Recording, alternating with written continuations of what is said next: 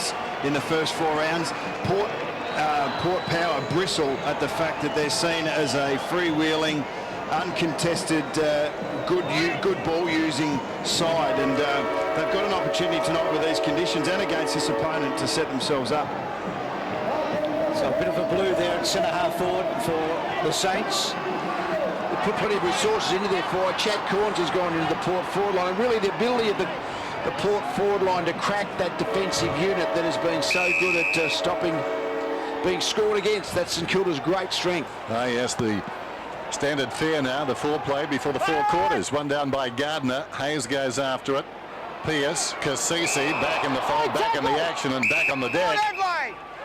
The push and shove we saw behind the ball was McWalter, and he looks like he's picking up Nathan Cracker. Given a lot of space last week by Hawthorn, I don't think he'll get it tonight. Cassisi to Salopek, confronted by Revolt, feeds it back. Carlisle comes across the ground. This is Chaplin. Pushes forward of half-back, looking down towards half-forward. Sends it down towards Gray, intent on fending off a man. Still went back and found the footy. Hayes found him. Down he went, clattering in there Montagna. At the base of that, Cassisi. He's been in everything. We'll have a ball up. Well, no, we won't have a ball up. Silly me. So Cassisi's won one free kick and had one against him. Good strong mark by Gwilt. No surprise, Lee and Bucks that Corns is running with Dal Santo. That's Kane Corns. Logan with Montagna, and on the other end of the spectrum, Baker has gone to Robert Gray, who's been very dangerous inside 50 for Port. Gee, Cracker's closing speed was brilliant on Graham, and Treadray's gone. On the ball, took on the tackle. He looked up and there was nowhere to go for Treadray in terms of players in front of him. And the second tackle was in the back, but the first one was okay. So the Saints playing very short here. Hayes got it from Fisher. And then Hayes very short again to Ray, who's been outstanding in the first month, and then got away too easy and then kicks inside the 50. But Revolt misjudging going back, and Carlisle, who's been very good in the first month, finds even. But what might like to be holding the tackle, those missed tackles that happened on that flank there, Carlisle got him out of trouble, but you've got to make the tackles. Pierce disappears. There he is. Left half back, short one. Boak has been in splendid form. As this ball, just the defensive side of the wing, goes very short back to Cassisi, barely the 15. Cassisi to the defensive 50. Pettigrew goes across the ground. Chaplin normally uses the ball pretty well. Well, I could have done that. Salopek running it up towards the wing. Beyond it now. Settles. Little chip down towards half forward. Surgeon's got it. Hard against the boundary line. Corns offers a very short one. That's ignored. Friday night football. The bright lights. Surgeon goes long down towards full forward. Man slipped down there. Baker off hands. And the ball very close to the boundary line. Blake didn't want to go near it. It's out of bounds. This very early part of the game, Sam Fisher has actually got his favourite role as basically a loose defender for St Kilda. Not sure whether that'll help St Kilda or help Port, who've obviously got the same guy up the other end, same setup. So Graham to Gilbert to Jones. See what a couple of weeks he played against the Western Australians. Jones at Etihad Stadium in rounds 3 and 4. Graham back to Jones again. To Graham. And then Graham's kick. Pettigrew's got it. So Port with a real chance here. Well, that was interesting. To Corns, to Cassisi. They wanted to play on quickly, but not really advantaged. Now they might break a line. Carlisle. Corns kicks to his brother, and he's got it. Well, that ball cannoned off the St Kilda opponent in front of him, but it was good enough. Gave it to Motlop, and Motlop's hooked it out of bounds on the full. You can see already, Bruce, the Port Adelaide's intent, even with these slippery conditions, to play on at all costs. What they're trying to do is expose the St Kilda backline, get the ball into their forward line before St Kilda has a chance to get its numbers behind the ball. It's a risky play with these conditions. It's going to be hard to do because there's a spare number even at the centre bouncer, so it's going to be hard not for Port, for not outnumbered in their forward 50. Baker, broadcast side. Pettigrew favoured by the kick.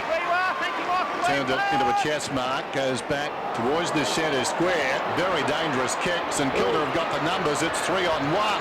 Revolt kept his footing. 55 metres out. Bacon square. Heads behind. Relayed free kick. Oh, Cliff, it's a goal. It is a goal. Revolt from long range.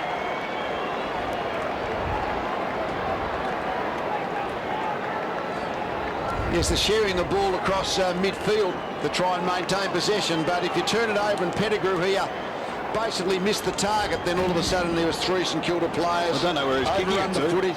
Yeah, well, he didn't look like the ball was going anywhere near a Port player, but it just opened up the 50. It's going to be hard to score. I think most forward lines are going to be outnumbered by opposition defenders all night, so those kind of turnover goals are going to be critical.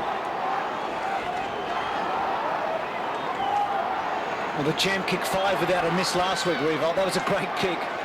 But what a gift from Pettigrew. So Port, with the breeze, concede the first goal. Play on. Corns. I'll have it. So this contest I talk about, Sam Fisher's spare for St Kilda. Chaplin looks like, and Salopek. They're not one of those two are trying to be released. I think Fisher's going to do it better And than either of those two. It's going to be a merry-go-round as to, you don't want to leave Salopek free, so if a St Kilda forward will go to him and it might leave Pettigrew, and vice versa down the other end. You don't want the loose player to be a dangerous player by foot. Advantage.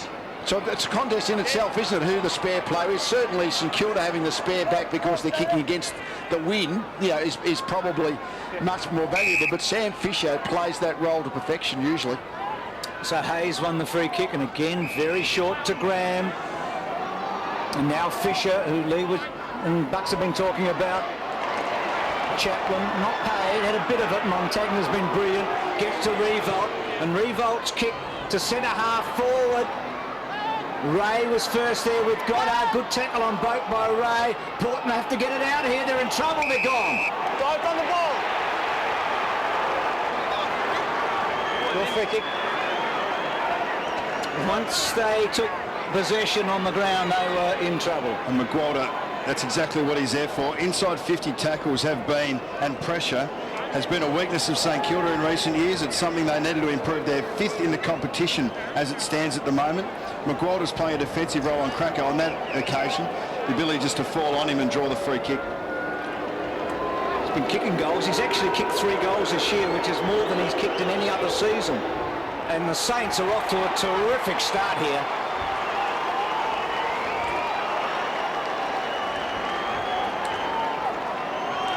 And contested balls are absolutely pivotal on a night like this, and to take your opportunities. We saw Nick Rewalt go back on that error by Pettigrew just moments ago, and there's going to be a lot of pressure that needs to be placed on by forwards because they're going to be at a numbers disadvantage. That sort of situation is gold.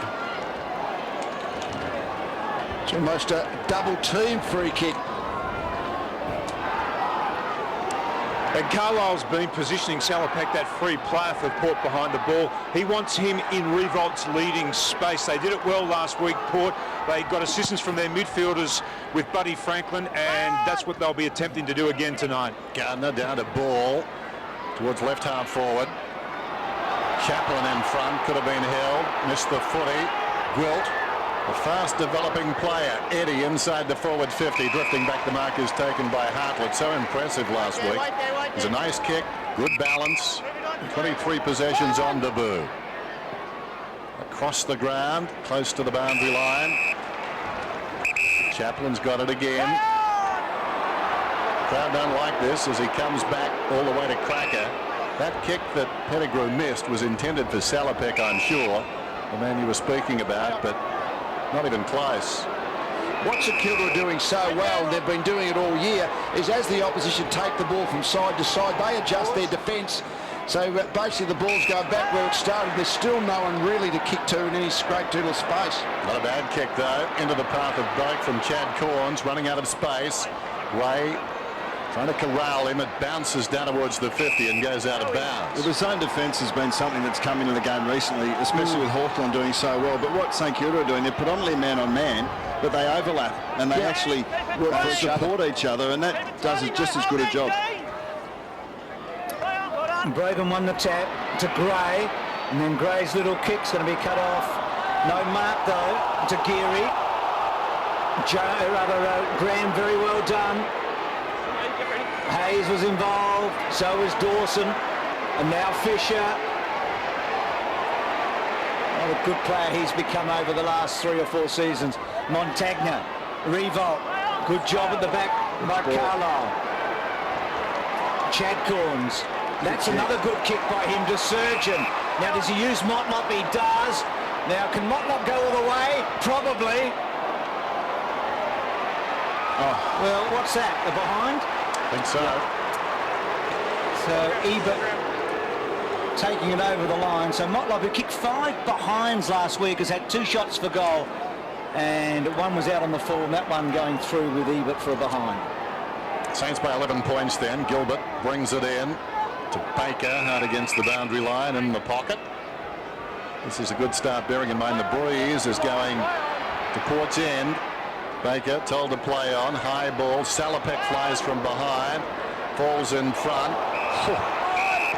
Well, who created that contact? That's attacking the footy. Yeah, who created the contact? Well, yeah, no, but I think the fact we're protecting the bloke who gets his head over the footy, so if you attack the footy hard, put your head down, you almost draw the free kick. Del Santo, Montagna, great work by Hayes to smother the kick.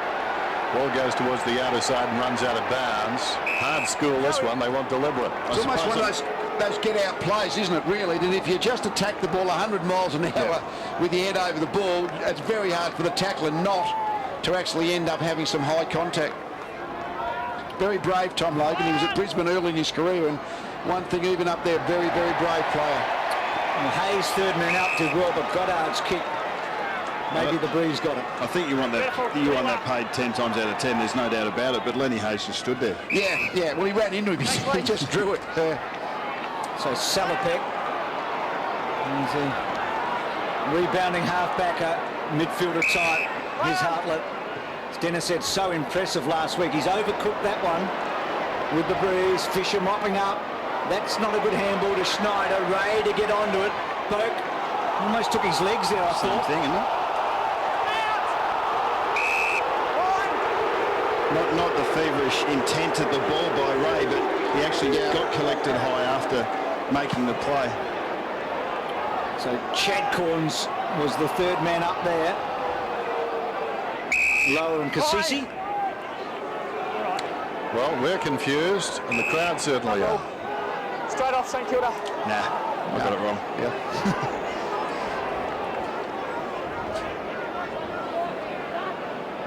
Nasty gash there.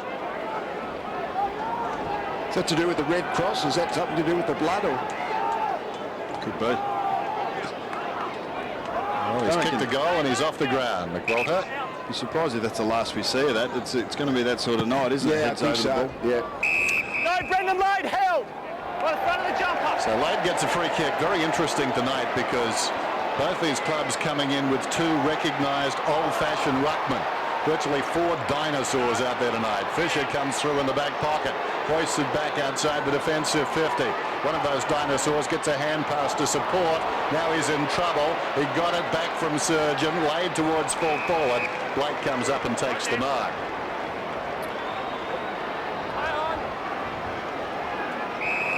Blake short to ball. And then ball again short. So Saints keeping control here. Ray at half back. Lower at the back, and we'll get a free. 15, I'll give him the ball back. Oh, gee, that's disappointing. Goals are not easy to get at the moment. Yeah, you need just a half bit of luck like that just to get a 50-metre penalty to make a 80-metre shot. Let's just see exactly what did happen, and obviously that's the free kick in the first place. Have a look, yeah. Lee! Out 2 more metres. 2 more. Steve, Kingy. Well, geez. What was that? Played and didn't have the ball. Well, the last time Baker spotted him, he was lying on the ground. Baker didn't look back to see if he got up. Blood roll. Hold it. So another blood rule, I think, here. Hey? That's a very harsh 50-metre penalty on what we could see, even with that great benefit of hindsight. Right. That free kick was definitely there. Yeah. Now watch this. That's absurd. Well, it's a big price to pay, isn't it, for that? So Lower, who's Well, he's never kicked a goal in the AFL. They need this just to relieve that pressure of getting that first goal on the scoreboard. It's his 16th match. Does he get his first? Well, there you go. He's missed it. You're not going to get many gift opportunities on a night like this, and you've got to take your chances. And the pressure builds halfway through the first quarter. Had a couple of long shots at goal it missed, and then a shot from 20 metres out. The pressure builds each time someone misses a shot for Port at this point of the game. Fisher outside the defensive 50. Pierce pulls it back towards the middle. Corns pulls rank, goes in short, and the mark is taken by Wade. Again the crowd wanting 50, and again they get it. Well, we've got to say the umpiring on Friday nights this year has been checkered at best.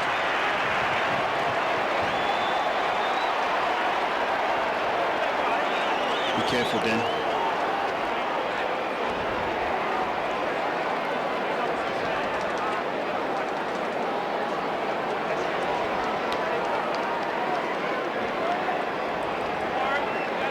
Lade's kicked a goal, Dennis. This will be his 100th at Amy Stadium if he scores it. And he does, Bruce.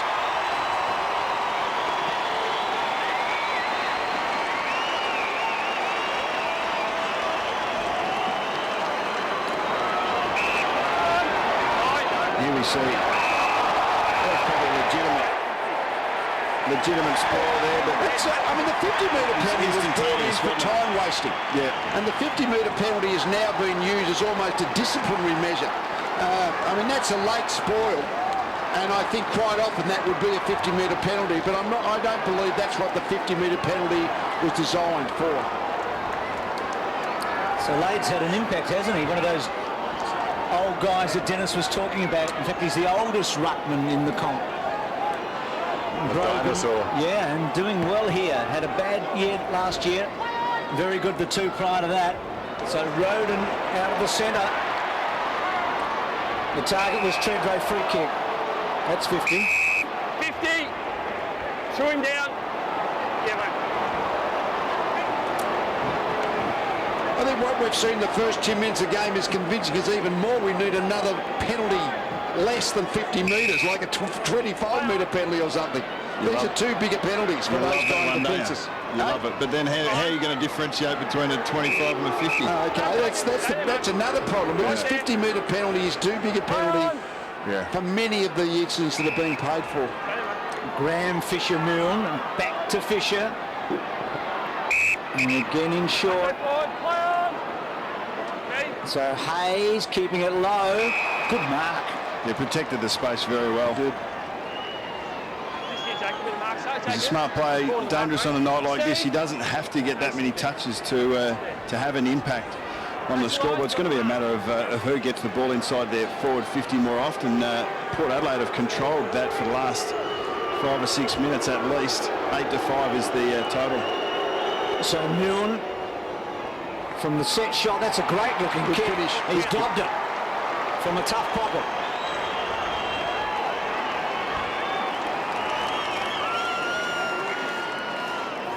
It's fantastic efficiency there. Had five inside 50s for 3 goals. So basically when they've gone forward, St.Kilda, they've been able to conjure a goal. I mean, this is really a contested mark, bit of space, good protection of the ball, and a good pass. So they are certainly making the most of their opportunities. There's a team here last Saturday night that didn't come in too often and kicked a lot of goals, Geelong.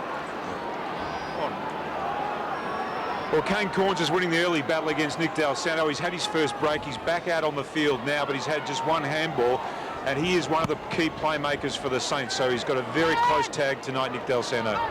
Kasisi, had the call from the umpy.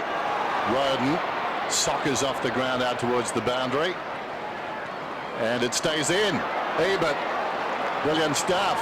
Hooks it inside the forward 50, coming across on the angle. Fisher, is that deliberate? Ooh. It's one of those interesting things with Nick Del Santo. He knows he's going to have the Kane Corn tag. I think he's just got to make sure if he can win the contest. Like Corns had 4 possessions, Del Santo's had 1. I think Del Santo has to try and just make sure that he gets a bit more of the footy than Corns, even though it'll be a low stats night.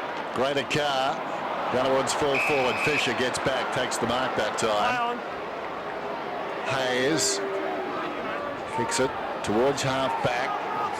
Schneider just putting the ball into the path of Eddie. Can he run onto it? The boundary line is very close. Can he keep it in? Takes a risk. Gains about 30 metres. Well done. Could have so easily put it out of bounds on the full. So far this season, we've got to say St Kilda have been the toughest, meanest team in the competition. It's actually their main tagger, Clinton Jones, that they've given him the Daniel Pearce role. So Pearce is the midfielder that St Kilda have decided to shut down. Hartlett, Roden, on all fours laid, did well. Jones working at close quarters. King comes back to Gilbert. Gilbert pops it up towards the 50. And Del Santo free for the first time, really. Neat kick inside, Mark not taken. There is Pearce. Roden has been reasonably busy. Terrible handball. Just went the wrong way and the wrong option. And now Gilbert to hurt them again. Revolt from Newell. He handballed behind him. Probably was a gimme goal in the end. Cracker to Chaplin. So a couple of errors. Roden lit off the hook. Chaplin, Motlop and Fisher. This will be interesting. Fisher using Dawson. What a story Dawson's become. Back to Fisher. Bit too easy, wasn't it? Now McWalter. He's patched up. This is Hayes in midfield. Graham alongside the centre circles. Goes with his spiral. Inside the forward 50. Revolt punches away. Now what's the call? Bring it back, bring it back. Yours, Nick. Grab the arm. You locked his arm in. He stopped that before the ball had even gone through. If that happened to run through for a goal, I don't think he would have paid it. If that's a long kick on a condition on a night with these conditions, it doesn't hurt as long as you get people front and centre. It's actually going to be a good tactic going into your 50. A long kick into the forward line. We can't believe that's going to happen, surely. That was a good spot by the umpire too. Even without Kaczynski in the side, I mean, you only need one big bloke there to bring it to ground. Revolt. It's amazing to think when he started he was a dead-eye dick, but in recent times his kicking at goal has been terrible. Just saying about the Saints being mean and tough. Well, normally you can't turn your back on the mascot, but tonight they've had two men come off with the blood rule, although McWalter is back out there now. Well, Dennis Port said they'd play unsociable footy this year. Had a few blokes at the tribunal and then cutting a couple up tonight, but not on the board at the moment. Saints doing it well into the breeze.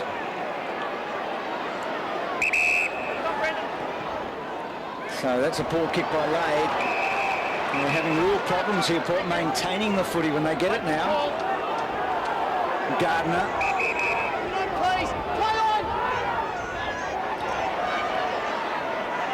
Hayes had a lot of it, Hayes. Revolt continuing to work very hard.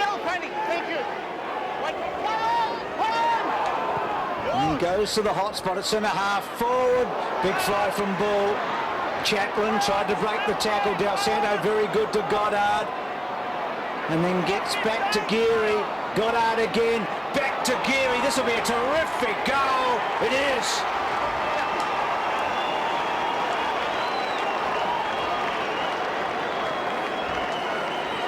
You don't see it very often. The player who initiates the passage of play ends up actually kicking the ball off his own boot. Geary in the middle of the ground here. It just becomes a contested ball. Port looked like they might bring it out, but then Geary was the one who got on the end of it. Goddard, Geary, well, it was actually a 1-2, 3-4 in fact. Back to Goddard and then Geary. They are certainly, their efficiency in the forward 50 is exceptional at the moment. Saints looking so much better at the present time. Into the breeze. At the moment, when the ball's in Port Adelaide's back 50, the ground looks about 300 metres long. You think it's going to take them a minute to get it down the other end. Ruckman very conscious of each other. Roden ran into a dead end. Kaczynski was pushed in the back. Kaczynski alongside the centre circles. He chips it out wide. Here's Lade tracking it towards left half forward. Goes with the left boot on the lead. Juggled nicely by Hartlett, 55 metres out. Wasting no time, told to play on. Kicks it down towards full forward. Treadway not in the contest. Ricochets towards the goal line. Motlop was clever. Gray in desperate trouble. Over his head. Ebert's got it now. Pulls it back 15 metres out. The mark. Not attempted there by Geary, who got the last goal. He heads for the boundary line and succeeds. You were saying about how far away your forward line looks when you're in your defence. It's been the same for both sides as we see the smarts of Daniel Motlop here. I think that's partly due to the pressure that both sides are putting on. If you can get the ball in your forward line, it's half the battle. There's no centre corridor footy at the moment. When they are going forward, they're just going very wide. Both teams, really. Treadrake couldn't quite get rid of the tackle. And then Blake, good tackle by Lade. Second bit was in the back. The second motion was in the back, apparently. First bit was okay, second bit. It just makes clearances even more important. Absolutely, yeah, to run into that space when there's a lot of congestion around the footy, and if you can actually run away from that congestion, that's critical, isn't it? Wait there. So Milne in the back half. Good kick to Ray, and a terrific mark. Stay there.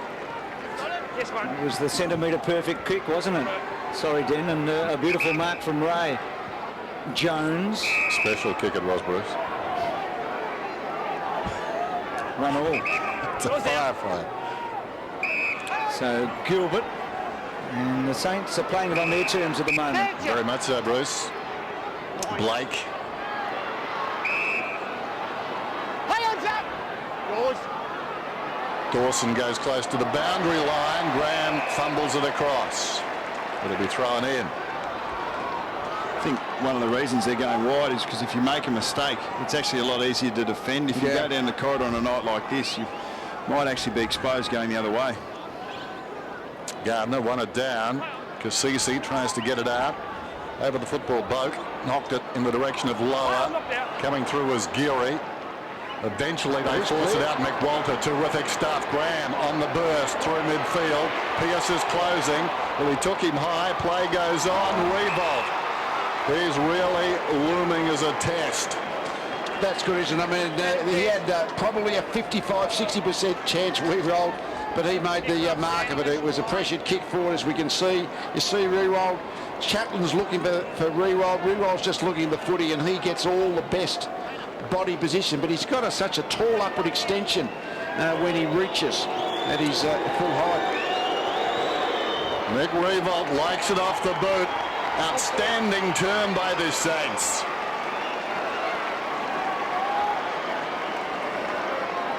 Yeah, spot on, Dan. They have been exceptional when they've had their opportunities to go into their forward 50. They've been very good.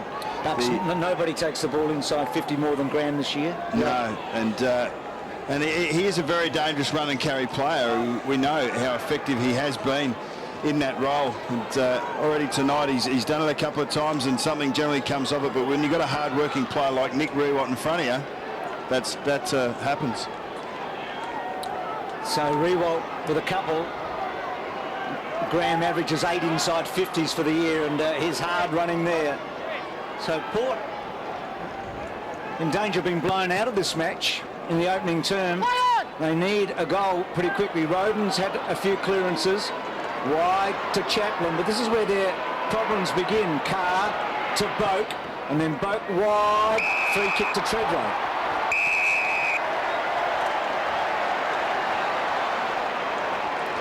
It's a pretty big rap on Zach Dawson. We saw he got touched up in his first game of his career, I think it was, against Anthony Rocker when he kicked 8. But Treadway's kicked 2 bags of 6 in a row, and to put your youngest defender on Port Adelaide's hottest forward, it's a big call.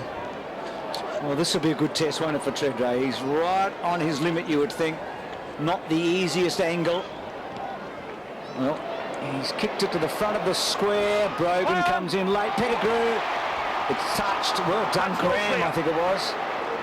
Actually, Pettigrew had a real chance there, and I'm not sure if he realised. And Graham was able to get his hands on it. Really should have kicked the goal. It's the Dawson on Treadway matchup is really, I mean, Sam Fisher is regarded as St Kilda's best defender, but they just want to play him as their attacking defender, and a bit what Essendon try to do with Dustin Fletcher, as if the best defender tries not to play on anybody these days. This is Geary with the clock running down under 2 minutes. Got it from Goddard. Smothered off the boot. A fast arriving Port player did very well. That was Motlop. Out of defence though, Jones puts it in the Brogan direction, flying from behind Corns. That was Chad. Haven't seen much of him. Revolt ball. Jones once more. Geary's been terrific. Baron Ray looking towards the outer side. A real chance now. Look at Fisher run. He'll get the football. Does. He got it from Montagna. Breaks a tackle. Now they're through. Long down towards full forward. Milne goes back, takes the mark. Mark's here. And I've got to say, just looking at Port Adelaide, they look like a team bound up with too much thinking. Around goes Milne. Nobody guarding the line. It's a goal. Terrible. We can focus on Port Adelaide's play, but in the end, the play of St Kilda there in the wet, that was Geelong-esque, I've got to say. The way they brought the ball in for that feedback handball and then the width. Watch Sam Fisher here, how hard he runs, and he puts a little shimmy in, pretends as if he's going to go left, and then accelerates towards goals. He's able to break Josh Carr's tackle, which is easier said than done. And Stephen Milne has had a couple of kicks and kicked a couple of goals.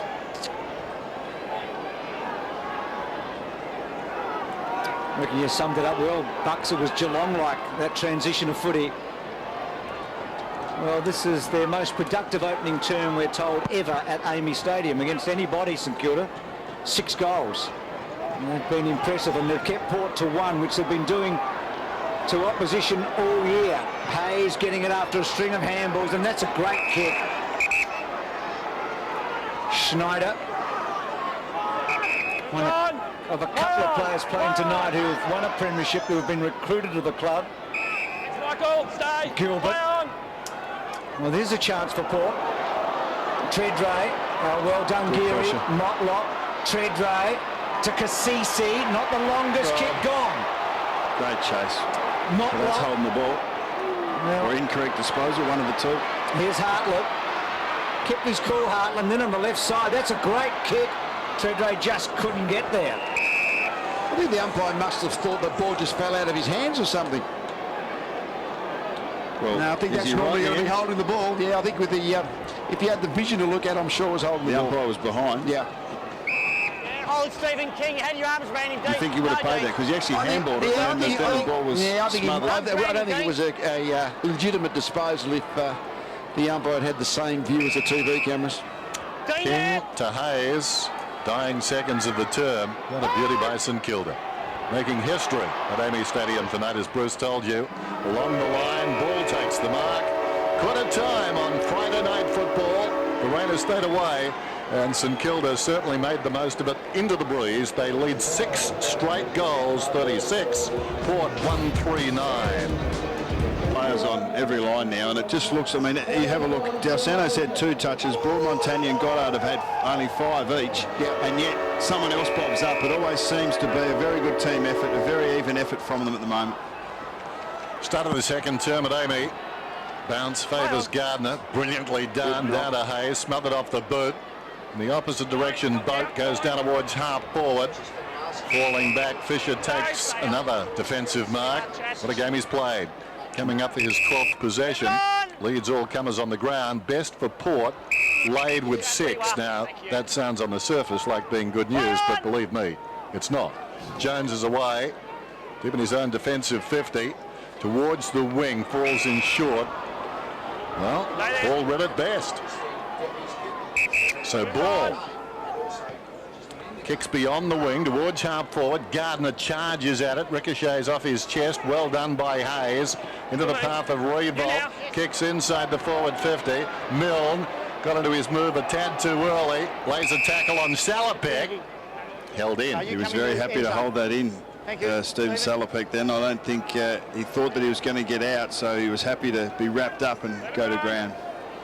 Well, Neil Craig talked about the blowtorch that the Saints put on Adelaide here, didn't he, 3 weeks ago? They're doing the same to Port even more effectively. Just no time to breathe at the moment, the power. No time or space. Ball, busy. As is Hayes. He had numbers similar to Fisher in the opening term. Speaking of Fisher, back to Jones. Hard worker, Fisher again. And so Fisher loads it up to centre half forward. Chaplin crashes into Carr, and his opponent kicks a goal. Revolt. A calamity.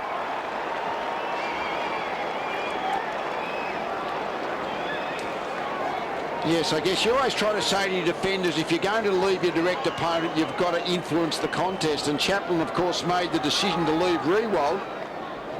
But in the end, I think he saw it was his teammate, so he basically did nothing. And the ball kept going. Ultimate price, Riewoldt kicks the goal, but it was a bad decision and a bad execution. He had to try and mark the ball in the end. And they ended up both taking their eyes off the ball. You'd prefer them run into each other, I reckon. Already has 3 goals in both games against Port last season, booted 3. Got the specs on now. I seem to take them off at the moment. Kasisi. They're not rose-coloured. The umpire will do it again. So 7 straight for St Kilda.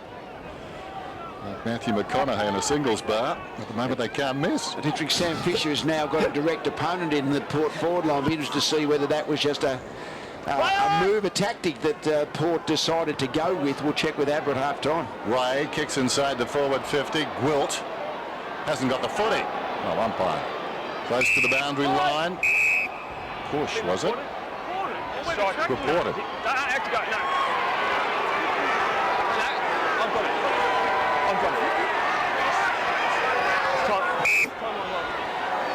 I've been reported a free kick. Umpire Donlan has reported Chaplin. Still no. I'm in the end zone. Well, I think it was for a hit on Riewoldt. Here's Roden. He's caught, and then Jones. Didn't handball. What are we seeing here, Liam Bucks? Are we seeing Port dreadful or St Kilda really good? Well, what we're seeing is what St Kilda do exceptionally well. I mean, one stat, the clear one tackle, St Kilda 18, Port 6. I mean, that part of St Kilda's game, they just make it very hard for the opposition to get any free ball. And the fact that St Kilda have had the ball 25 more times than Port and still had more tackles is glaring. Schneider to Eddie. Montagna waited, got it to Ray. Ray found some space, and on the left foot, just misses. Well, they could bury Port here in the next 5 minutes. So here's the report with Chaplin. Gee. Well, Play on. They've been up to the tribunal a few times this year, Port. Let's pick where you are. Stiff arm tackles can occur, but not usually to the chin. Well, I suppose the argument will be that he made contact. He sort of did, but not as well as he would have liked. Boundary throw in down towards left half forward. 43 plays 9. Depends if you nick Riewoldt or not. Yeah. Well, Nick just keeps going at the footy. Boak smothered off the boot. It's out of bounds. Interesting mental drill. We spoke about the Del Santo Kane Corns matchup. Del Santo's had very little of the footy, but St Kilda are playing well. They're well in front. Can he just keep his composure and make sure that Kane Corns isn't one of the players who might be able to spark some kind of resurgence by Port? Here's Boak again. 6 reports for Port this season. 1 in the pre-season and 5 in the regular season. They're not that far in. Scramble across half back, and the umpire will come in and ball it up. See Josh Carr in that little contest. He's trying to spark something. You know he's a little terrier. They killed the free kick. St Kilda, ready yours. Chet Corns behind play on That's it, Jake. on Blake, I think. That one was just way over. So Del Santo, I'm going to go down to Tim in a sec, because I reckon you saw that. Tim, what happened there, mate? Yeah, there was just a bit of frustration there from Chad Corns. He was in the goal square almost with Jason Blake, just turned around and just gave him a little bit of a whack across the chest, and the umpire saw everything very clearly. Well, this is a big test for Port's self-discipline here and team discipline. They're getting belted. So Ray getting it from Riewoldt.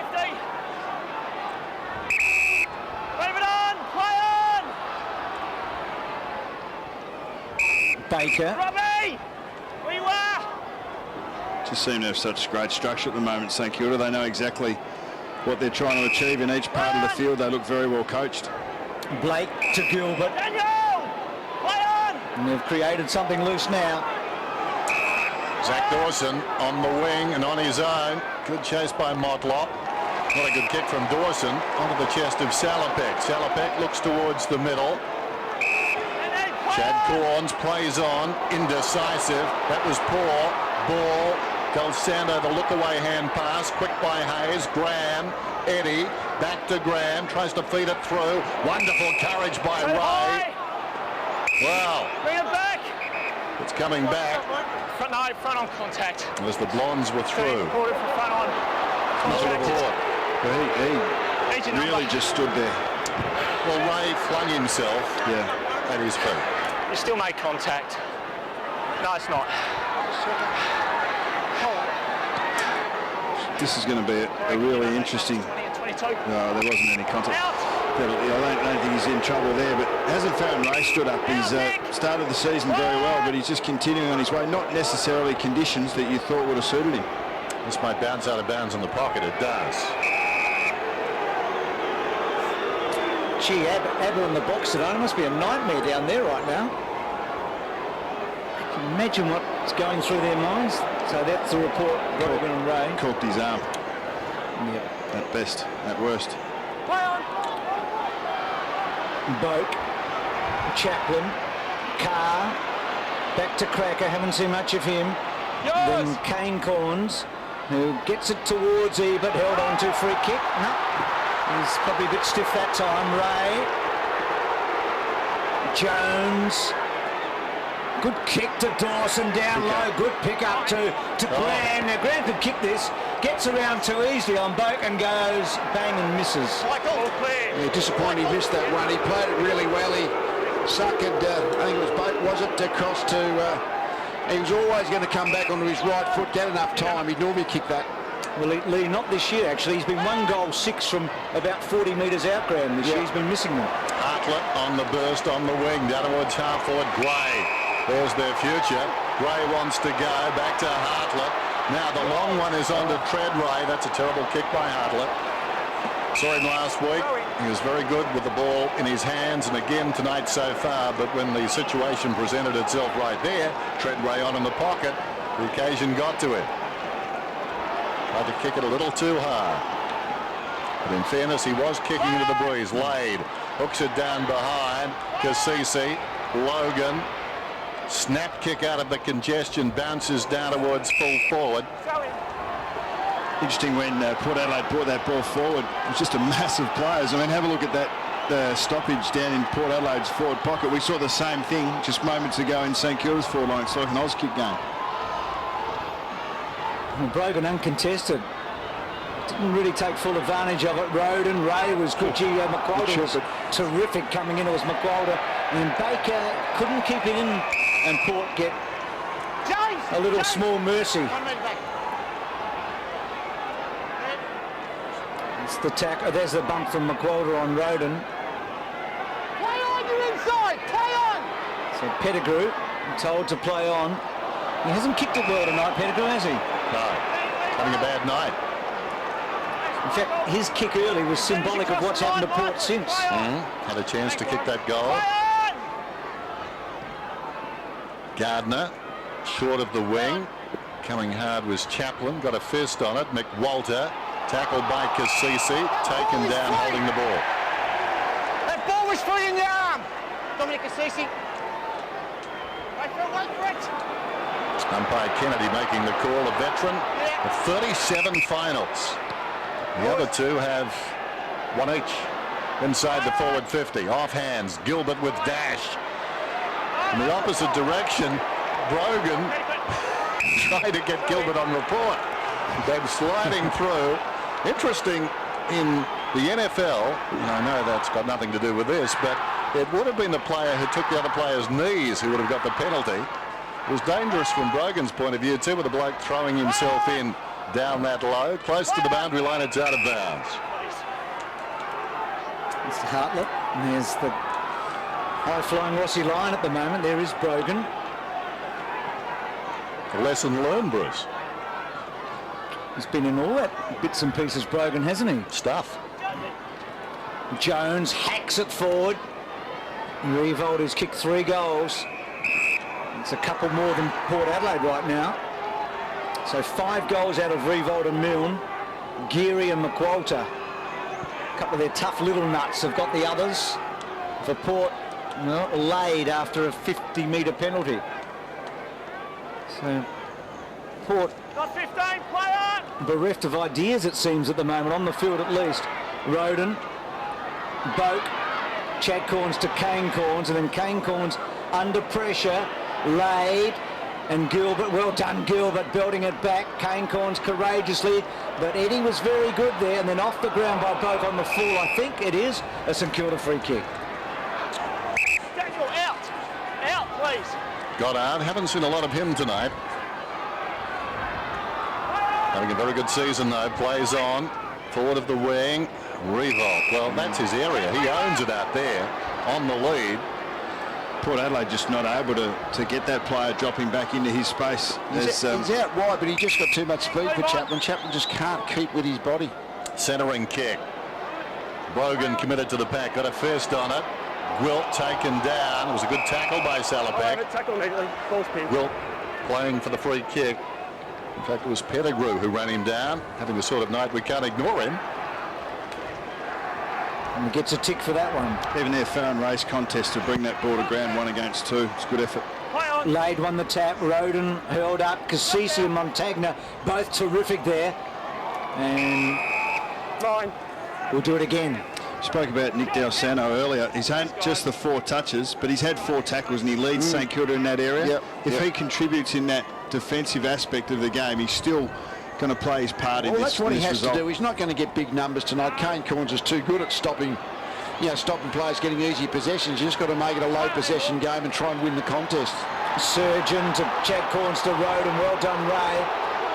And now Graham, and then Graham takes them on and then cleverly goes to centre half forward, just too tall for Eddie.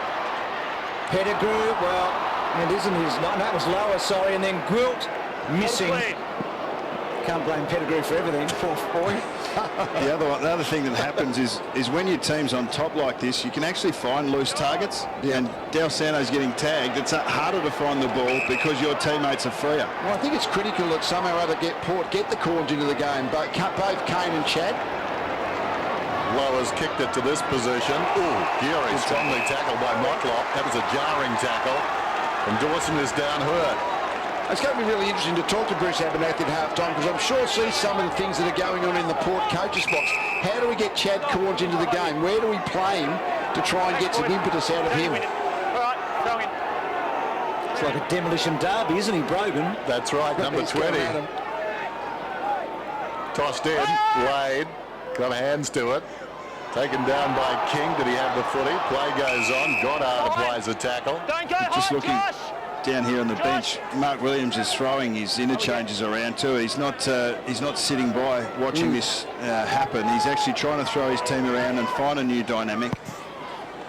Well, one thing is for sure, the Anzac tape, I think, worked for Brogan. As the ball comes down towards half forward, Wilt did cleverly. Goddard goes back into the traffic, then out. Wilt, Goddard, Graham. Saw a man across the ground, tackled in the nick of time. Gray got him. Ball was on across the ground, couldn't get the ball to him. Motlop 80 metres out, goes down towards full forward. Brogan down there, gave a contest. Gilbert, wonderful pickup. Blake under pressure. Geary did well, kept his head. Now Fisher comes away. Breaking hard to the outer side is Eddie. It pitches about 15 metres in front of him. Will it sit up? It does now.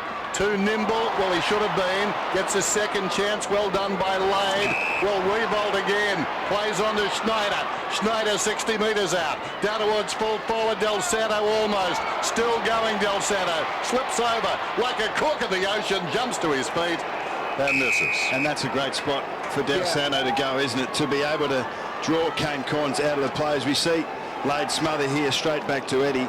But if St Kilda are able to drag Kane Corns to full back, that's a win for them. Well, no doubt they're not getting much momentum out of their midfield at all, the Port. So if Keynes is one of their high possession midfielders, I reckon for the moment Del Santo just take him out of the play because St Kilda don't really need Del Santo present. I guess the only thing you can say for Port right now, they've stopped St Kilda kicking goals. They've only kicked one in this quarter. But they haven't managed to really do anything at the other end at all. So you think that the gates will open against them in a moment because the pressure keeps mounting. King, well done, belts it forward. Salopek had to sit and wait, and then kicks to a contest. Motlop, well played on him though by Geary. That's a big, big win. Even bigger now because Eddie's marked at 20 metres out. And one-on-ones have always been important in the game of footy, but on a night like tonight, when Port Adelaide have got the opportunity to go forward, if Motlop wins this, they're dangerous, but Geary's able to get the ball to his advantage and then just throw it on the boot forward. Good play. Motlop's second efforts are never his best. So Eddie to get that second goal on the turn, and he does. All clear.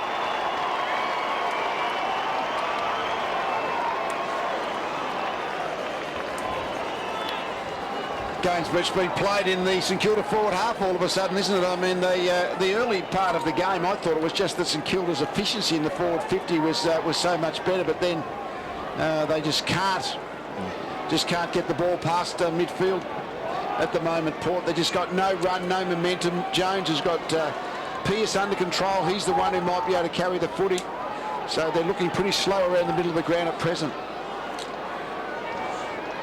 The man who kicked the goal is off. Usually the case. Geary has been very good. He out Motlop. King and Laid at the second attempt. Ball falling to the ground. A hand pass comes back to Gray. Laid. Well done by Pearce. So good last week. Hooks it inside the forward 50. Almost the mark to Fisher. What a wonderful player he is coming through. Gilbert had the kick smothered. Fisher able to back up. Here's Geary again, growing in confidence. Schneider on the outer side to the wing. King has it. What about playing on? Stephen King, outer side. His side up by 51-9. King just floats it down towards Revolt. It is Revolt territory. It's out of bounds. Gee, Geelong versus St Kilda would be a good match right now, wouldn't it? Well, St Kilda are definitely at the top of their game. There's a long way to go in the season, and we will see that one as it progresses, but geez, they've been impressive tonight. Laid and King. Lenny Hayes. Lenny Hayes. Let it go, Luke. Lenny Hayes, your ball. So against Josh Carr for high tackle. Just come back around, Len, please. Not really. Big first half for Hayes. It's been brilliant, 15 touches. It's been very dangerous around clearances, and he's had a couple of tackles as well. Kicks to Revolt. Chad Corns at the back. Belts it over the line.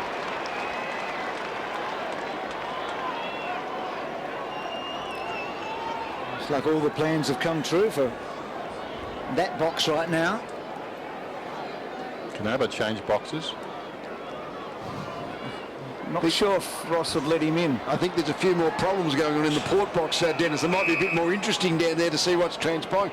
I mean, the 7-goal margin is obviously a big problem, but it's the fact they've only scored 1 goal. They just don't look like scoring. St Kilda, their ability to stop the opposition scoring has just been exemplary so far this first 5 rounds, and again tonight. After the boundary throw in, Kane Corns knocks it to Carlisle. Almost swamped by the oncoming players. Kane Corns, the ball's in there somewhere. Not holding it. You dragged it in, mate. You've got to knock it out. No. Lenny, your kick. Lenny's kick. Lenny's kick. Who had the ball? Mate, you've got to knock it out. You didn't knock it out. You've got to knock it out. Lenny's kick. I think he was right. He did drag it in, but he didn't pick it up. Oh, yeah. He dragged it in here. Well, he hand passed it and hit somebody. Yeah. Not much compassion there. Very dangerous being first in for the ball at ground level in those pack situations. If you're stationary. Better to sweat. Yeah. Especially when that's slippery. In comes Hayes. I was going to say kicking goal was not his long suit, and this one bounces out of bounds in the opposite pocket. He wasn't. He was passing it. Do you think? No.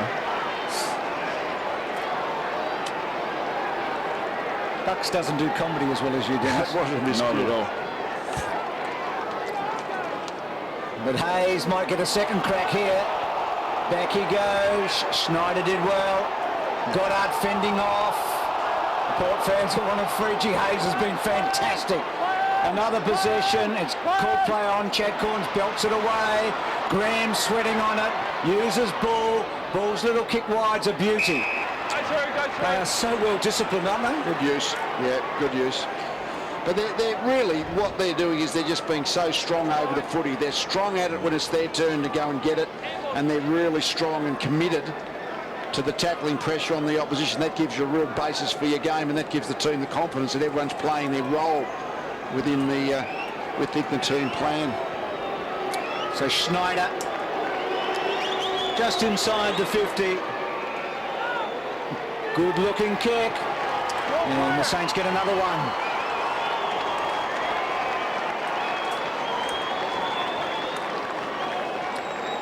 Just such a consistent performance across the board by St Kilda at this stage. You know, Lenny Hayes has nearly had 20 of it, and we were talking about strength over the ball. I mean, they've got really strong bodies there. Hayes and Ball, we've known they've done it for a long time. Corey Jones is another strong body, a mature player that's doing it. You know, they bring in a player like McGualter, who really relies on it. They've been very good across the board. I thought Chad Corns might start across half-back as that spare player. He actually went to the forward line. I guess you are going to be in an attacking frame of mind, but the ball just wasn't getting down there. He had a rest on the bench. Now he's come back onto the ground. He will play that free player across half-back and just see whether or not he can't stem the tide. Jones gets a hand pass out of the middle. 48 points the margin. Cracker went at it one-handed. That's okay, though. Lower. Logan. Now Cracker. Towards the wing. Later's tried hard. Had it knocked away by the giant Gardner, who goes again. Missed the footy. Baker and Pearce. Well, Baker wanted the footy. Pearce wanted Baker. Hand pass from Schneider. Ray. Jones, like him. Developing young player. Premiership player at South Fremantle in WA. Comes across the ground. Goddard. Pursued by a couple. Goes back to the outer side. The Saints didn't get sucked to the ball. They just hung off out there. Ball to Hayes, unloads and misses. He's doing it by degrees.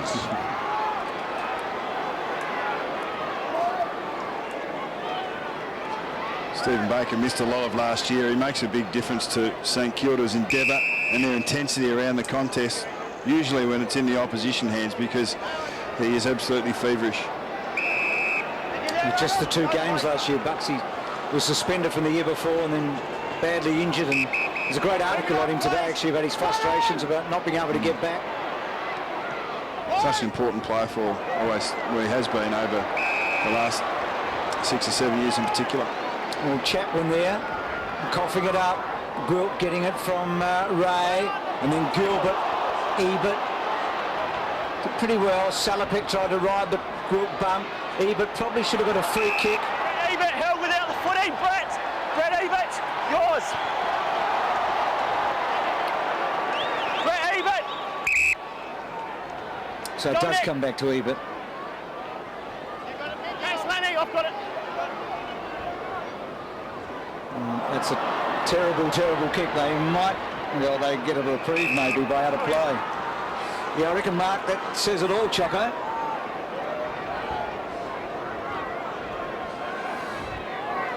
Not a good spot for a coach to be in, I wouldn't have thought, Lee, right now. Nothing happening. No, nothing happening. You're just trying to think, what can you do to just spark the team? I mean, at the moment, when you just can't score, the demoralisation just tends to build. Chain of hand passes around the outer side. Eventually, inside the forward 50, coming to mid at Chaplin. One of the few times he's led Revolt to the ball. Laid, Cassisi camped underneath it. Back to Lower, gains about 15 metres. In trouble, Logan. Pushed in the back, it'll be a free kick to Cassisi. Now, Port's lowest half-time score is 1-8. Now, this is going to rock you. I don't think anyone would guess against whom. Well, now I've given it away.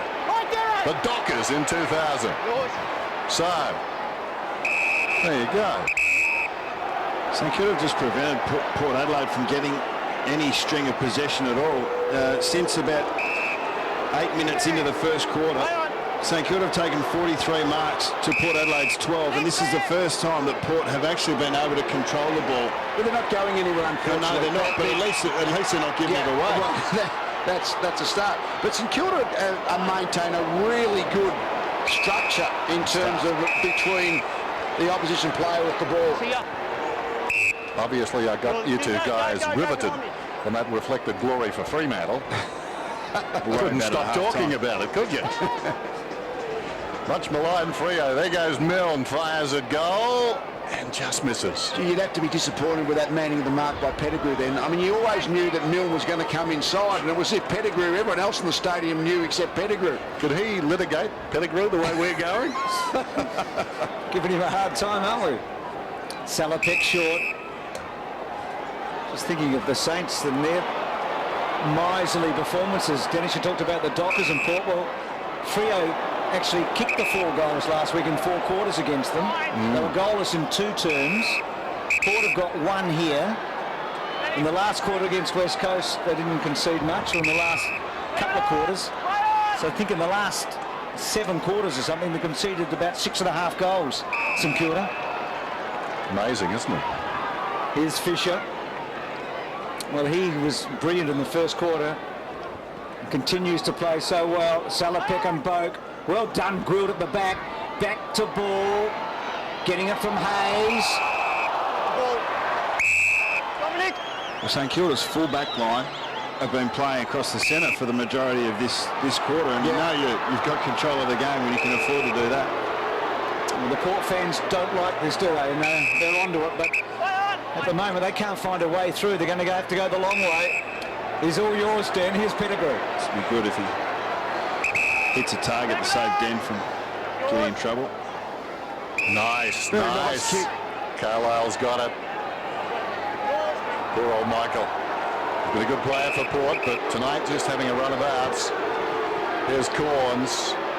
This is embarrassing at the moment. Corns. They can't advance the football. I think it says more about St Kilda than it does about Port. I mean, they've been exceptional in the first part of this season, and they're really up tonight. They came here with a real challenge. We spoke to Ross Lyon about that. They've really continued their form on. Josh Carr in 2 minds.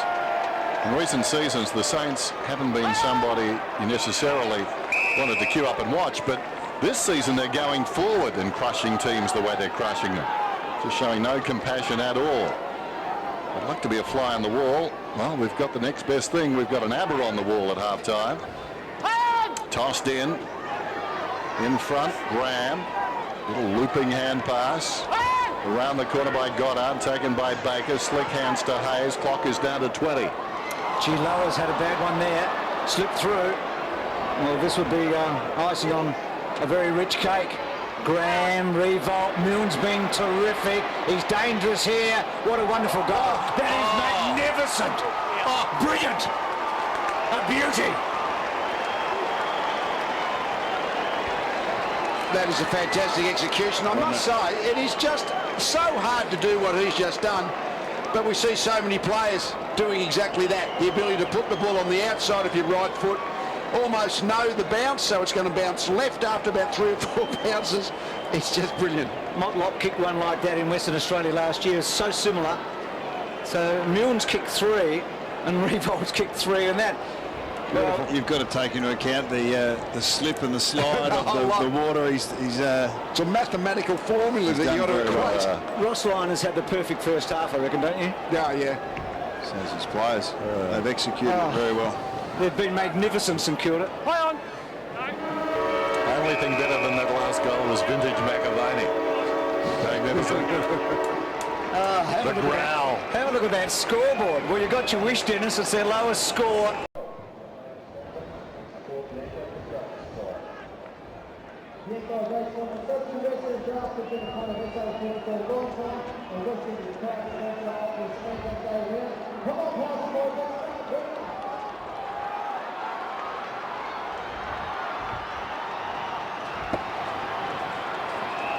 So the second half about to commence. St Kilda very much in control here.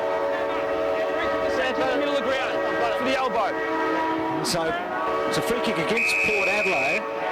Just wait there, Dean. Stay back and meet on that one. It's against Pearce for an elbow off the play. Michael Gardner down towards half forward. Pettigrew gets a free kick for a push in the back. Play on.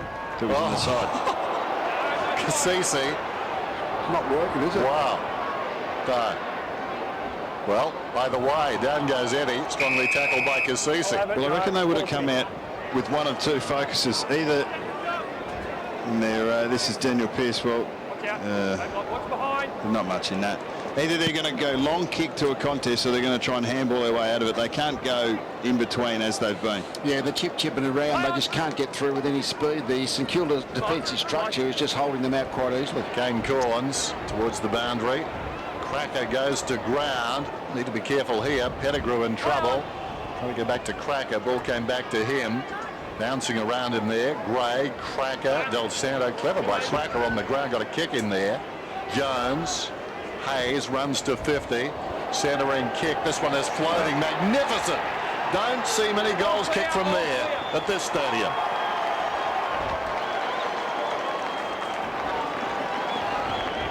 And St Kilda look like they could do anything tonight. Den, there's no doubt that you don't see many goals, and we've seen Lenny Hayes miss a few easier ones than that, but that was a great finish. Good work on the line by Stephen Milne, and not the start to the second half that Port Adelaide would have been looking for. He just keeps finding the ball, doesn't he? Yeah. The real hard ball in tight, the one on the periphery of the packs. He's just his judgment and his ability and to reading of the play to keep getting the ball in his hands. Gee, what a night he's having. And his team, of course. 24 disposals, 4 clearances, 3 inside 50s. And now a running goal from, as Dennis said, the pocket that's almost impossible to score from. And now Del Santo. Eddie to Jones, back to Eddie, inboard. Now ball running hard, gets inside 50. A St Kilda player down behind play. And Chapman doesn't touch it. And it's another goal. That's a bad error. He may well have touched that, but he should have got a lot more contact on it than he claims that he did. And we saw pretty good ball movement there from St Kilda. Again, Del Santo here, his movement through the contest and through the clearance. It's very easy when you're getting tagged to actually plant your feet and start thinking that you're going to win a one-on-one or a battle of strength, but he was able to keep moving there, and a good finish by Ball. Margin 68 points. Luke Ball. His first goal of the night. Free kick. Port Adelaide. Port Adelaide, yep. Don't know why. Wait for it. Fell down. Got the free. How can that kick go out there? I don't understand how that kick can go straight out to the wing from the centre circle that should have gone long, straight into the forward 50, because they've got to actually get it down there to give themselves a chance to score. Interesting, in this term already, St Kilda have outscored Port for the match. Now what happens here? Oh, was it a short left? We were obscured. Umpire paid a free kick. Lade taps it down, taken by Gray. Seems to be okay. Corns floats it out of bounds on the full. Well, I can't speak for Mark Williams, but I think half-time might have been a very good time to change a few things and maybe paraphrase Churchill. I don't do a very good Churchill, but I can imagine him saying, they're mauling us on the beaches. Let's go inland. Blake's got it in the back pocket. Tactics are everything, Bruce. In the opposite pocket, this is Fisher, the remarkable Sam Fisher. Is that the best Churchill you can do? Well, I didn't try because I felt self-conscious. Yeah, Fisher's been good. They've all been good. Gilbert and Boak belted it away, and then Carlisle paddles forward. Salopek, Groot's tackling terrific. Well done down low. I think it was Eddie, it was. To Hayes. Gee, what a game he's playing. And he's been there every time they've needed an outlet from half-back, and it's the role he's played so well his whole career. And on a night like tonight that doesn't really suit it, he's been fantastic. Yep, the captain with his 3 goals as well to go with all of that. In the end, yes. In the end, yes. Gee, it's an untidy game of footy right now, isn't it? It is. And it has been all night. It's just that St Kilda have looked very clean against a side that's been anything but. And Pettigrew is just uncertain. He had nothing much to kick to. Treadray with 3 to beat, and what a contrast. You've got Revolt able to present at half forward. Del Santo did well, so he's now getting a bit of it. Well done, but when Port get the half forward, they haven't got that leading player or any space at all. Fisher's kick was clever. Eddie on the up was pretty good. And then, that's a good tackle. Brought down. Port maybe with a little chance here. It was upended, Boak. Back to the man who did the upending. Cracker. Wasn't game to. Kicks it inside the forward 50. Blake did well, came back hard. Motlop, the beneficiary though, it fell to him and he kicks a goal. Their second, their first score since the 28-minute mark of the first term. And that was a rush behind. Goal umpire can't believe it, he had to double check.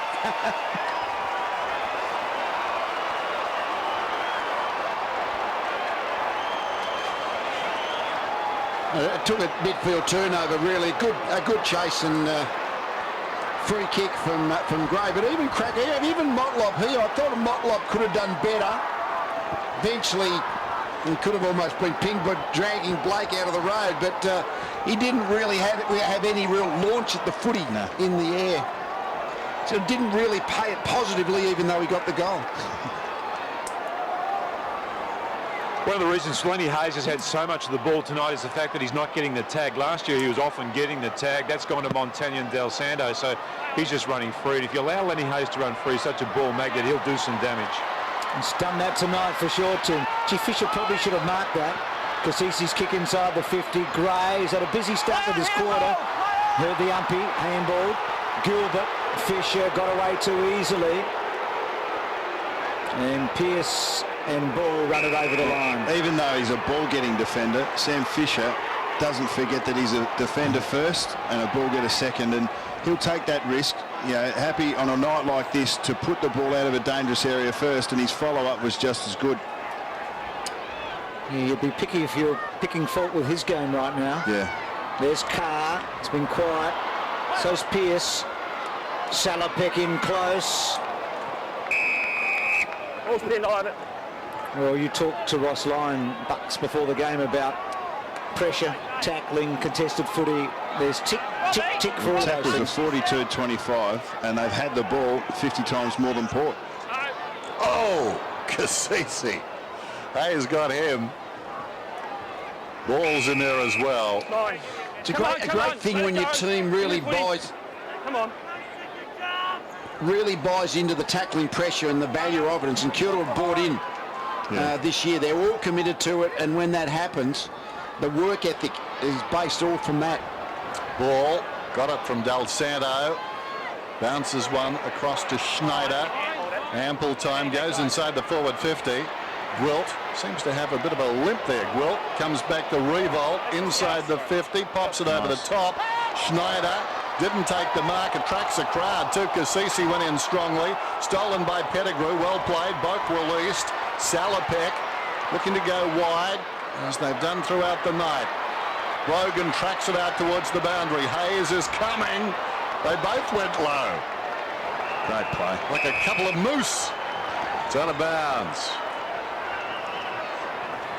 I reckon this sort of play is what I remember from the Brisbane Lions playing their best. I mean, you're not going to get a possession doing that, are you? But if St Kilda players do that, any player does that on a team, Draw the contest. you do. Yep. Boak's floater, Ebert and Baker, and a boundary throw in. Don't we think that's highly dangerous, though, if we're going to pay free kicks for going lowest? Two blokes there. If that had been head on, that was Someone almost a would have got disaster. suspended. No, that was almost a disaster. Yeah, and someone would have been suspended for it. I think a bigger disaster. Carr to Corns to Pearce to Boak, and then Baker to Fisher. And then Fisher straightens the kick up. Wants Schneider, well done Pettigrew. Hands by Del Santo, good to Schneider. Milne. What can he do here? He kicked a remarkable goal at the end of the first half. Sets Geary a bit of a task. Back to Schneider. Schneider under pressure, quickly kicks and blazes a bit, and the ball's out of play. No, Cracker. Well done. Gee, I think they're 10 goals in front when he does that. That was very good. Here's Hartley. Got towards half forward, reaching over the top. Dawson able to thump it away from the smaller man Gray, and a boundary throw in. Now watch this. Their heads almost meet head on. Yeah, I think I agree. It is a dangerous play from both players, but it's also the ultimate act of desperation. Oh, sure, sure.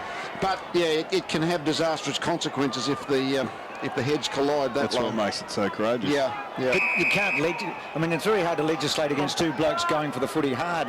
Yeah, but I mean, the rule encourages the man to go low. Can't legislate for courage. That's a given.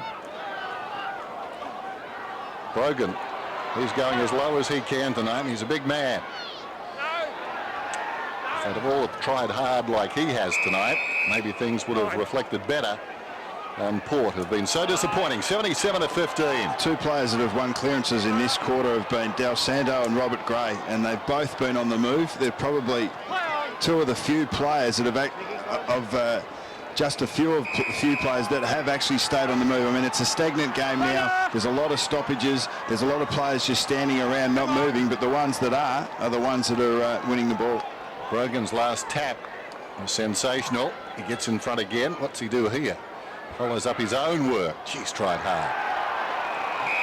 It's a difficult situation. I mean, Port are so far behind on the scoreboard. Josh Carr has actually just been, I think he's now matched up with Lenny Hayes, but if you've got Corns on Del Santo and you've got Carr on Hayes, all of a sudden, all the Port players are doing is chasing around their Port opponents. So it's one of those things, do you just minimise the margin or do you try and get some offence?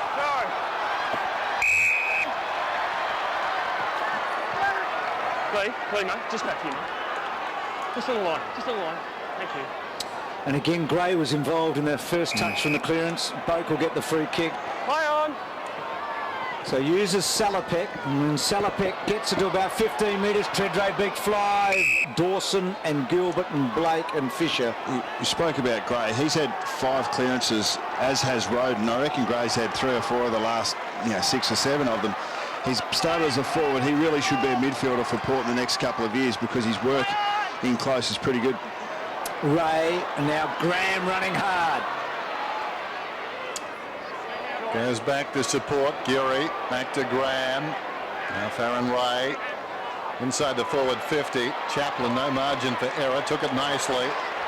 Salopek, centre half back for Port. Good kick. Hartlett. The conviction to lead. And gee whiz, they find themselves in the corridor. Hartlett not happy with that. Get out of the corridor. That's right. Straight across the ground as far as he could kick it. Right on the boundary line, Carlisle. Oh dear. Del Santo. Milne. Back to the middle. Half volley taken by McWalter. Baker. Kicks down towards half forward. Wilt about 70 metres from goal. Running on hard is Geary. Gee, he can run. Moments ago involved at half back. He's got the ball in the forward pocket. Appears to be bleeding from the nose.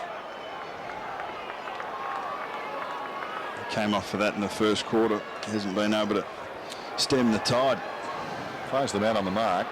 Who's nearest? Jones. I would be pointing to that blood. Jones ain't the best kick in the world. There goes the kick from Geary, and he's missed.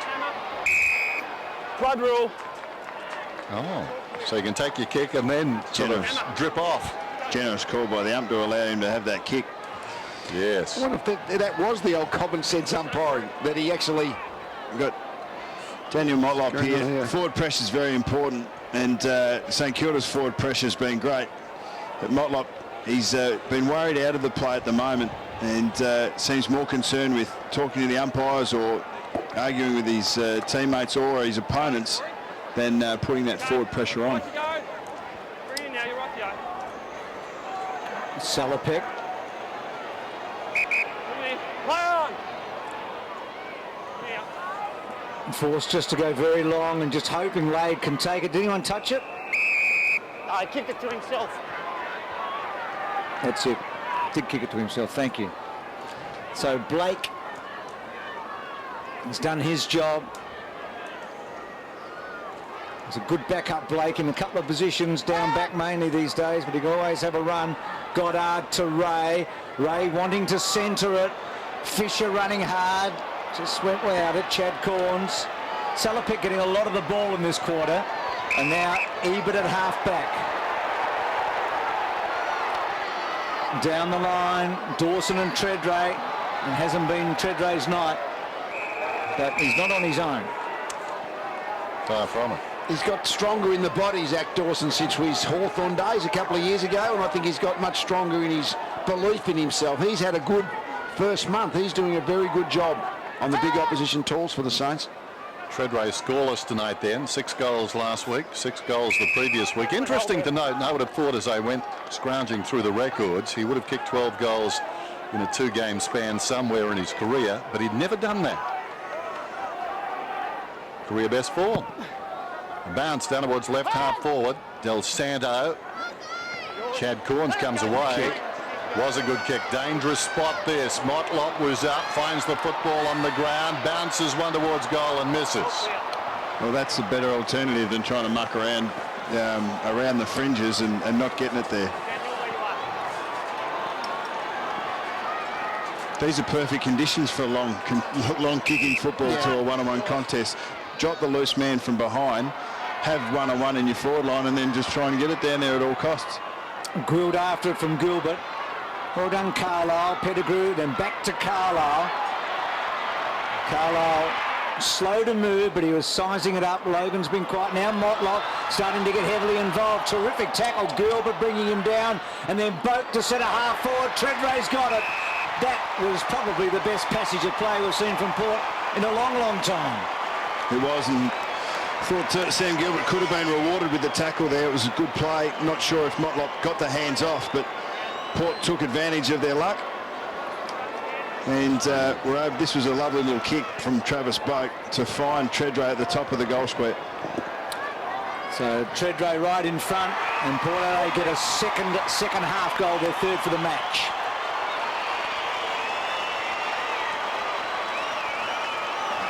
Yes, they're a long, long way behind on the scoreboard. That's obvious, but I think they've just stabilised the general play for the last 5 minutes. At least now there's a genuine contest going on out there in the general play. Scoreboard is going to be almost impossible to rectify tonight, but it's that ability to hang in under pressure and keep doing the right things even when you're discouraged and the scoreboard's going badly against you. That's Port's challenge now. I think Buck's point before about getting the ball there quickly is a good one, and disallowing St Kilda to have that free player behind the ball. This St Kilda defence is really settled now because the game has developed a pattern and they've conditioned themselves to that pattern. What they need to actually face now is something different and just long kicks. The players are programmed. It's difficult for them to change midstream, but something needs to take place for Port. Geary still getting the footy, kicks it down towards the pocket. Revolt keeps it in. Chaplin knocks it out. Travis Boak setting up that last goal. Clever kick, getting it across to Treadray. Having a wonderful season, averaging 26 possessions a game. That's up from 20 last year with a high of 32 against Hawthorn last week. There's Geary. He's a player. Lade's had enough. Takes out his frustration on the footy. Montagna, though, keeps it in. Centering kick. Revolt for mine. Long kick, contested mark. It's not something we see that often as discussed, but Montagna's been quiet tonight, just the 8 touches, but once again he's had 4 tackles and he really has been a good pressure player with the ball in the opposition's hands all season long. It's just that we often see his big numbers of disposals and rate that, but he's been a good pressure player as well. St. Nick, and he comes. Oh, gee, yes. Terrible miss.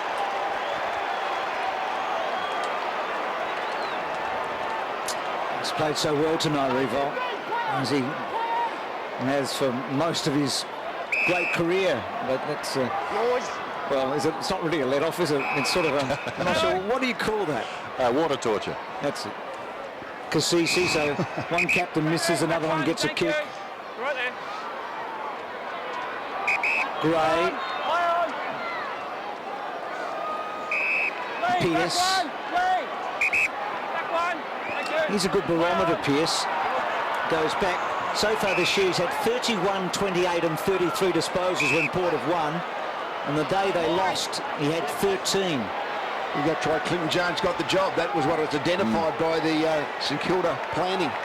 Geary from, sorry Lee.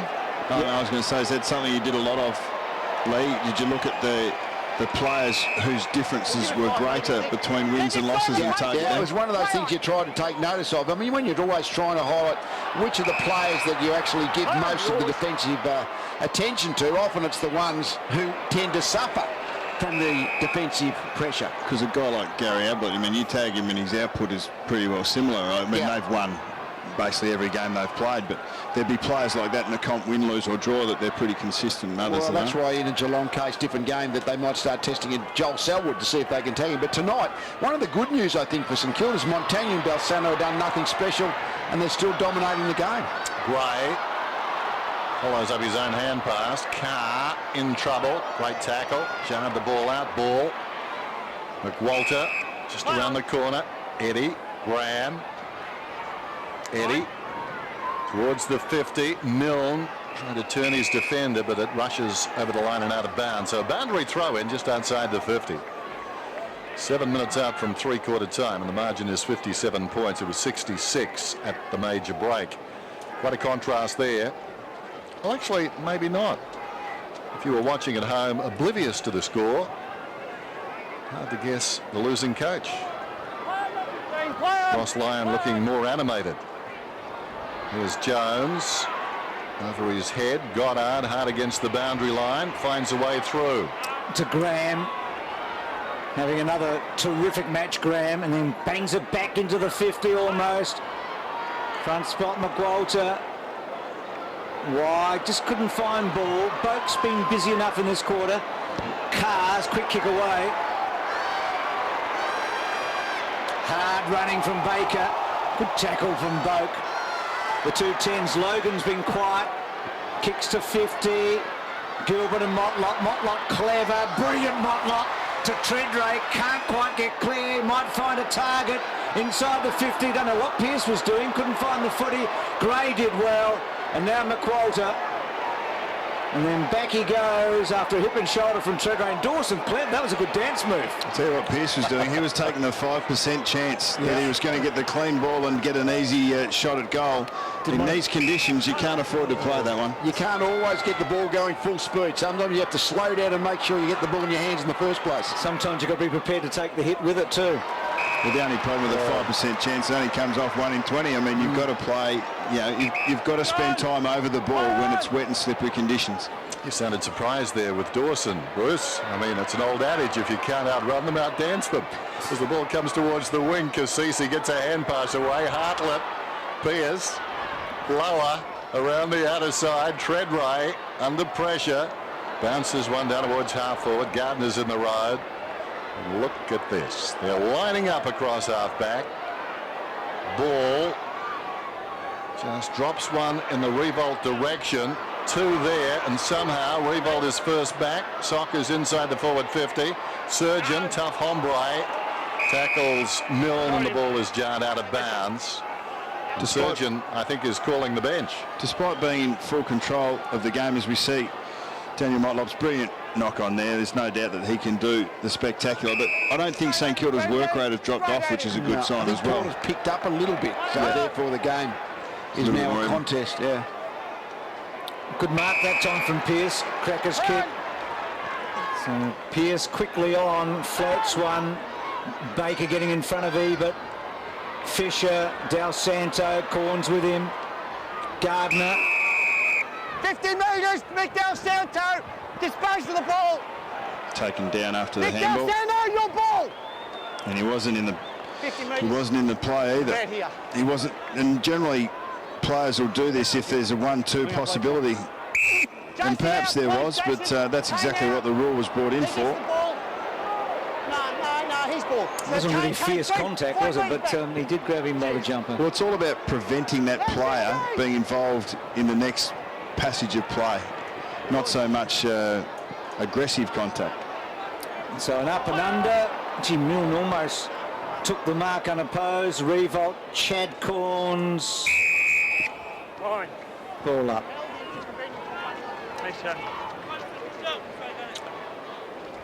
Lenny Hayes, 26 possessions. Leads all comers on the ground.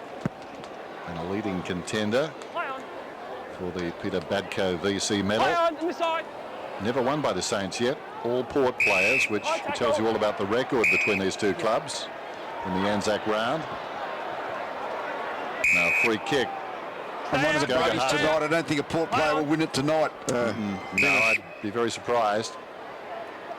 Hartlett's been okay. He's tried hard. Come on. You now, mate. Salopek, a lot of the football, particularly in this term, well, it was as if Montagna was leading. He's got the ball about 75 metres out. St Kilda have seen their lead diminish slightly. Eddie at the back of the pack. Ray is through. Ray straightens up 35 metres out and he misses. One thing St Kilda have done a lot better than Port tonight is when they've won the ball, they've spread very well. I mean, this kick with Salopek was just a straight turnover, but when Montagna had the ball, St Kilda players were spreading to give him options, where I think when Port have had it, they've still stayed fairly condensed. Jones, a little give. Cassisi, good tackling by Jones, and then McWalter to Montagna. That was clever to Revolt, and then Revolt. That's going to be a goal. That's a beautiful kick.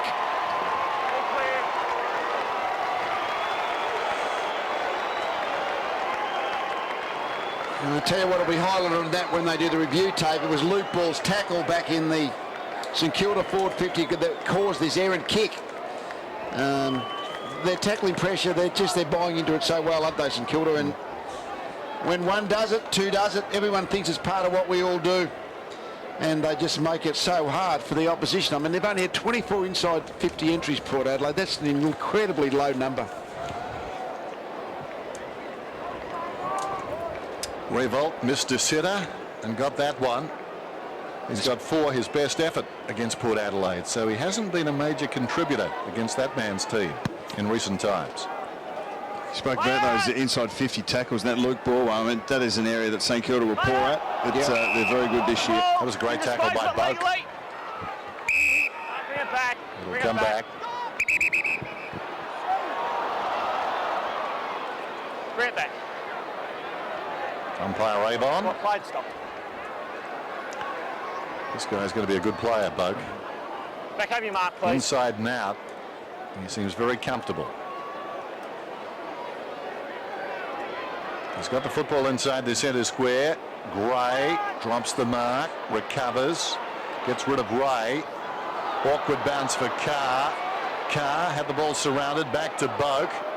Trying to paddle it through. Cassisi goes in. Jones is in there. That's in the back, surely. Geary just falling into the back of guess who at the base of that pack. Boak. Cracker finds a way through. Goes long down towards full forward. Plenty of Saints down there.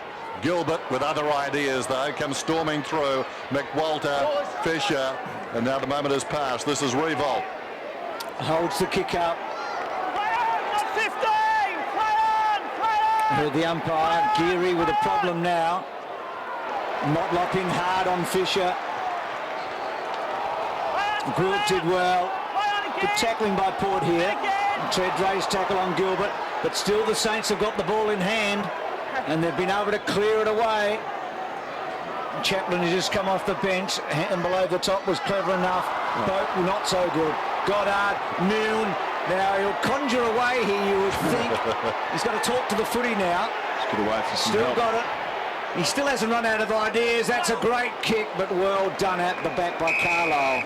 Look, Schneider didn't, I don't know, he just knew that he had no player up forward, so he was waiting, he had time to wipe his nose. But that little spoil there by Schneider, that's just team play. I mean, he was unlikely to be able to take the mark, and it would have spilled to a Port Adelaide player, so he just made it a 50-50. Had to go straight away, mate. What do you mean? So Brogan's free kick. They don't bring the ball. St Kilda aren't allowing any opponent to bring the ball out of their forward 50 with any ease. 14-2 inside 50 tackles to St Kilda. Yeah. This is Hartlett. Got it from Salopek. He's on the defensive 50. Clock inside the last minute of the third term. Ball's got it. What do you say? Ball goes across the ground. Look out, Montagna. Well, I think Lade was rather kind and finished up hurting himself. Or was it Carlisle? Carlisle is down. As this ball works its way out towards the wing. Down goes Kane Corns on his knees. Clever by Del Santo. That ball was coming out. He knocked it his way. Montagna moments ago survived a situation that looked dangerous, and now he hits Milne on the chest. I think Carlisle could have really done some damage there on Montagna and decided against it. It's ironic. That's 3 metres off. Some players would have put the knee fairly and squarely just below the 11. It's good play by Pettigrew. We've been on his back a couple of times tonight. He's made sure he knows what Milne wants to do in this play. He wants to run inside. So he's actually crowded up at least to make that a bit more difficult, make him kick straight. Milne misses to the near side. 3 goals to Milne. First time he's kicked more than 2 goals at this stadium against either Adelaide or Port. Dennis told you that Revolt's 4 for the first time against the Power. When's the last time a forward outscored his opposition 2 weeks in a row? I'm guessing Fremantle last week. So it might be on the cards this week. 2 weeks in a row. Well, they kept the Dockers to 4-4 last week. 65 points. Not a whole lot of stats that augur well for Port, but they have not taken even one contested mark. Not one to 3/4 time. Don't get me started, Lee. Gardner and Lade, body to body. The second attempt, Gardner did well. Del Santo didn't have the football. Well, no free kick. Comes across to Roden. Roden goes down towards half forward. His man Treadway going one way, Dawson the other. Came to Dawson. Well done by Geary. Little 1-2 there with Jones. Goes down towards half forward. Salopek reaches over the top. Thumped it away. Graham the hand pass taken by Eddie. Eddie's kick inside the forward 50. Revolt once more. He's got 4. Lower's got the football though. Brogan in trouble. Lower. Did nicely. Cassisi. Short one is on. Pettigrew waited. He was a bit lucky. Good judgment. Comes away. Salopek once more. They like it in his hands. And he hits Corns on the chest. And Corns is not happy. Stop it, both of you. Back here. Stop it, both of you. I haven't heard that for a while. Grade 4, I reckon. Corns wide. Hartlett. Yours. Short towards Ebert, but too tall for him.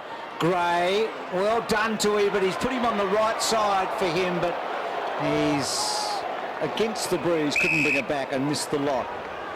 Sam Gilbert has had the match-up on Motlop for the most part of the night. I think he was might be on Ebert right at the moment, but he's a much improved player. I mean, he's a player that's gone just probably just getting a game to being a player that's probably in the top half, becoming really valuable to play on as that third defender in a variety of types of players. Hayes, who I reckon, Lee, you might have been thinking about in the first half at least. He's been wonderful in terms of the middle tonight. Hayes, oh yeah, fantastic re-roll. They've been very good. Well, a couple of good players still to come back into this St Kilda team. Maxie Hudgston's been waiting. Dawson's been doing the job, hasn't he? They're a good unit. They've got the appetite, haven't they? And I think Dennis gave the stat at the start of the game. They haven't been 5-0. Well, they've been only once since their premiership year of 1966. Only on one occasion in that 40-odd years have they started the season 5-0. And that was just a few years back when they won their first 10. Here's Pettigrew. Awkward half volley for Ebert. Delicate situation for Gilbert. Socket off the ground by Jones out towards the wing. Gwilt gives the impression he's knackered, but he keeps going. He kicks it inside the forward 50. Coming up full-chested, taken by Chaplin. Untidy hand pass though. There's that man again, Geary, bundled over the line. Well, Mark Williams has thrown the team around at 3/4 time. He's gone away from the Kane Corns tag on Nick Del Santo. Hamish Hartlett has now got the role. It's a little bit of an education for the second gamer against one of the better players in the first 4 or 5 rounds this year. Logan knocks it down, then goes after it and gets the free kick. Stay there, Jay, stay there. Brogan hasn't had a lot of the ball, but he's been willing. Move it on. Play on. Right half back. Pearce. Well, that says it all. That says it all. Give it to him now, Daniel. Give it to him now. Give it to him now. If that one in the first quarter was 50, that would have been close. Come here, man. Come here. So Stevie Milne from 50 metres. Here, mate. And that's a lovely kick to Schneider. That was he actually kicked the ball into the space where Schneider was going to go to before he even moved. It was might have even been something as one of those pre-planned set plays. Fantastic tackle again. The forward pressure. Ross Lyon would love to see that from him. Absolutely, but he kicked the ball before Schneider moved. He actually made him move into the footy. Schneider, who kicked a goal at this end in the second quarter. Straight in front, timed it well, straight over the goal umpire's hat.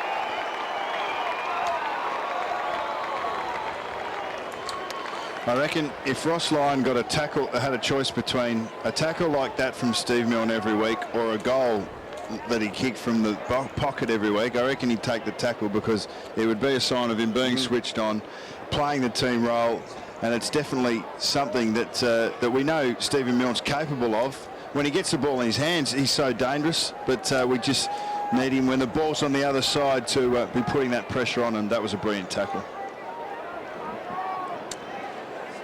71 points the margin then.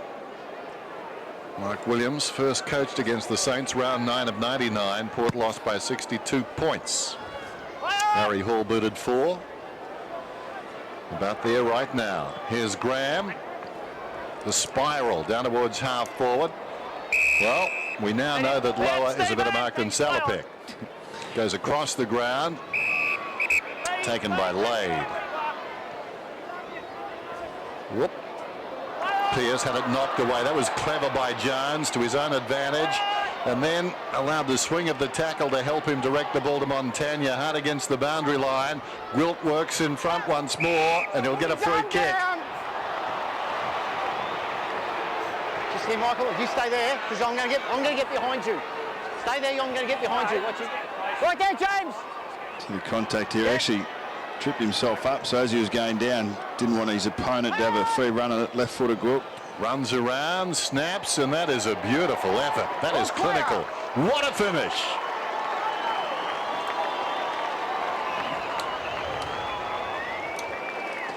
He's mainly played forward tonight, Gwilt. He actually tends to be a bit of a utility player. Sometimes he plays off half-back, the role, I guess, that Gilbert's playing quite well at the moment. He's just playing as one of the 6 forwards. Obviously, Pettigrew just a little bit overzealous in defence with the hand on the arm and drew the free kick. It was interesting, the umpire actually set up behind the man on the mark so that he couldn't be used as a blocker if Gwilt paid on outside. So Gwilt's done a very good job as a defending type forward. A lot here tonight. Now gets his goal, so 99 to 22. It's hard to believe. Dal Santo getting it inside the 50. Surgeon kept his eye on it After it bounced. Yeah. Treadray and Dawson got a good bounce, Treadray, and then did well to Chad Corns. Let's see how. Hang on, Daniel Motlop. Hang on. Get the back of his jumper. Back here, freeze back here. Back here, please. So a positive build-up for Port ends in a free kick to Motlop. So in this occasion, the Saints make it easy. Where I'm standing. So he's kicking into the teeth of the breeze, but it really should be a soda for a second goal for Motlop and a fourth for Port. So they'll get up to where Fremantle were last week. No, they won't. So that's a dreadful kick. That's amazing. Seen some average shots at goal, haven't we? Lenny Hayes, Nick Rewaltz, and now Daniel Motlop. Slippery conditions, but really no excuse. Motlop's last 2 weeks, in fact his whole season's been very inaccurate for him, and he was very, very accurate over the last couple of years. Port still hasn't scored at the right of screen tonight. Hayes gets it from Schneider, and this one bounces out of bounds down towards left half forward. So St Kilda's lowest score, or rather Port Adelaide. What am I doing? 4-8, round 11, 1991, and they won. They defeated Richmond. Some teams keep bobbing up in history, don't they? 1991. 1991. And we know that Nick Riewoldd's 3 points in front. What did I say? At the moment. Port only came into the competition in 97. So how'd they go? 99. 99, see? Straight You were back. just testing us, weren't you? That's what it was. I think Josh has got the flu. Pass the buck. Play on. McWalter. Did it sound right when he told you? I went with it. I never argue with him. I shouldn't I? Hold the ball. Got a holding the ball decision down there. Backs kick. He Steve, just your sold kick. it to me, Bruce. He sold it. You know how he sells? Sure do. It's holding the ball. So Salopek, Move it on, please. who barracked for the Saints growing up, his footy hero was Tony Lockett. I tell you what, he wouldn't be standing there tonight. Well done. If Tony was playing at full forward. That's a terrific Mark Dawson. It's great to see someone on the second chance who's obviously grown with the opportunity. Displaying real confidence, isn't he? And he didn't look great in the first round either. The first couple of rounds he looked like he was Barry Hall threw him around a little bit, and but he's been able to get the faith of the coaching staff and then now repaying it. Yep. Goddard's kick was a good one to Eddie. Couldn't quite hold on to it. And now Graham back to Eddie and then back to Graham. And Pettigrew's in the right spot. Lower. Hasn't had any impact. Folks tried hard. And just been out-muscled and outnumbered and outplayed, outthought. Montagna, well done, Surgeon. Building it away. A Port Adelaide player had the ball in the back pocket about 30 seconds ago, and I saw Daniel Motlop looking into the stand. He was actually looking at the, and there's a great mark by Zach Dawson, looking at the actual video screen. Does that give you a better view than you do out on the ground? Sometimes it might. Hey, Lade. So Lade's free kick. Play on, play on. Lee, how quickly does a team recover from this, do you think? I mean, Port's, it seems like they've lost more than 4 points here tonight. Oh, well, they've had a poor night, but they've had a pretty good year to this point. So, I mean, if this kind of loss had come on the back of some really, a few bad games, then it does tend to be, a real downer. Roden towards Motlop. He sneaks a glance at the big screen. He's the classic case, Motlop, at the moment of confidence ebbing and flowing, even in one game of footy. His confidence for this point of time is completely shot. Can you imagine the chaos if we ran a replay?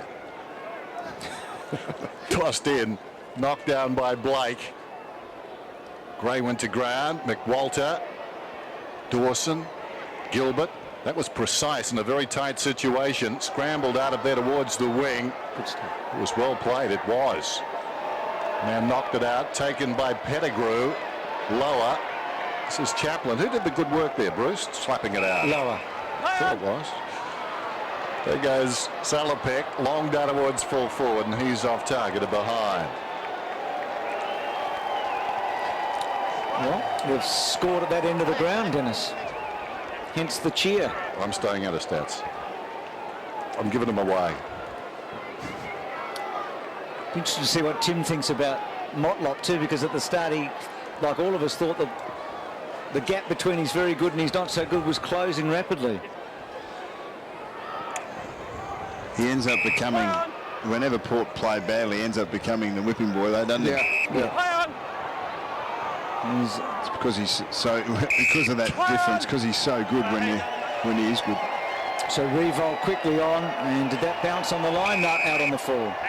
Stephen, just wait for the line. He's been terrific, Revolt. When the game was hot early, he just presented and worked so hard. Surgeon wide. The Corns boys, no impact tonight. Had a couple of medals in this game between them, but not tonight. Kane did a reasonable job on Del Santo, but he hasn't had any impact the other way. And Chad's sort of been in the wrong spot tonight a lot. And Del Santo now going in and hitting the post. Too early. Too early. He hadn't given it. He hadn't got even given the all clear before you're gone. So the ball's got to come back in. It's a kick again. It's a kick again. Because he hasn't given a signal. He has to give a signal before him. Hey, no. There's a lot of talk about the DVD. It's all right, you can. I reckon there should be a national sort of drop to every letterbox in the country because a lot of people are still confused. Jones with the outside of the boot, Surgeon, Logan, Kane Corns. Baker was bearing down. Ebert's got it 60 metres out from goal. Men on in the middle. Well, I don't think Cracker realised he was one of them. And it's stolen away. Blake did brilliantly, got back. McWalter's got it now. There was Dawson involved as well, and the three of them did brilliantly. The ball towards the outer side, runs close to the boundary line and goes out. So a boundary throw in, 100 players, 23. And Daniel Motlop, we talked about being the whipping boy, but sometimes he's easily whipped. He's had a poor night, but the ball just hasn't been down his part of the field. So he's certainly the least of hasn't done much when it's got there, admittedly, but certainly it was upfield where Port have lost the game. But don't you get the feeling sometimes he confuses footy with solitaire? I mean, it's not all about him and how he plays. Yeah. What do you reckon, Tim? Well, I think he's still a little bit like the girl with the curl. When he's good, he's very, very good, and when he's bad, he's horrid. Tim. Yours. Here's Surgeon. Corns. Next right. Goes down the line, but gee, Ebert outnumbered. Gwilt Duck into it. Fly on. heard the umpire. Gee, Fisher again, a great game. Ray, who's just fitted in so well. What a good pickup he's proving to be. Keeps it low. He had the ankle injury last year, which held him up. Well, I think the Bulldogs have got so many running ball carriers that, okay, he's just one of them, but I think St Kilda haven't had a whole depth in that particular area, so he's just added to the Montagnas and the Grahams and a few of the guys that complement Hayes and Ball, who tend to be the real inside getters. And Lee, it's lovely when you play your first 5 games for a team that's unbeaten, isn't it? Yeah, makes you feel accepted. Montagna for goal, and Revolt in a good spot here. Through for a bummer. He's been the virtually the one-man marking target in the St Kilda forward line re-roll, but he's done an exceptional job. When you can get over 20 stats, I don't think there's any such thing as uncontested stats. If you're playing forward with the ball, you've got to earn every one. He's had 21 against Chaplin, kicked 4 goals. He's been very, very good. He's gone inside 57 times, which is more than any other St Kilda player. So he's, as much as he's been effective on the scoreboard, he's actually got them into this. And he's covered all. He's played forward half, hasn't he? And got in deep to be the target and given them the release off half back as well. Terrific by Farron Ray there. That ball falling in short, given the scorecard. He could have been forgiven for perhaps being a little more wary. Just went back, didn't even think about it. Big leap by Surgeon, loose at the back. Milne did well, Goddard. Now, question of accuracy. Montana steps inside the 50 and misses to the right-hand side. Nothing came of that, but the discipline of Goddard to actually handball back to Montagna then, it's obviously a team rule to create that space to go back, because Goddard could have easily blazed away with a kick across his body, but as I said, Montagna was probably a better chance of kicking it and just sharing the ball, which we see Geelong do often. That's what St Kilda are doing very well at the moment. So Port still stuck on these 3 goals. Saints over the 100 points. What a remarkable fortnight. St Kilda have had 4 goals against them last week and 3 so far tonight. And we'll go into that history book, Dennis, that we've been looking at. That discipline, as we mentioned, to actually hold your defensive position rather than just run forward of the ball, so that you're the release player facing goal, but you're also, if there is a turnover, then the opposition have to get past you as well. Hayes has been so good in the clearances and contested footy, kicks to a space. Pearce, quiet night to lower. First game this season. Logan, who had a spectacular opening game for the season last week. Hard tackle on him, kicks it wide. Treadray gives inside. Corns running hard now. He can kick a goal here, but that's the better play. Over the top to his brother, and Chad surely will get the goal. He does. They're up to 4.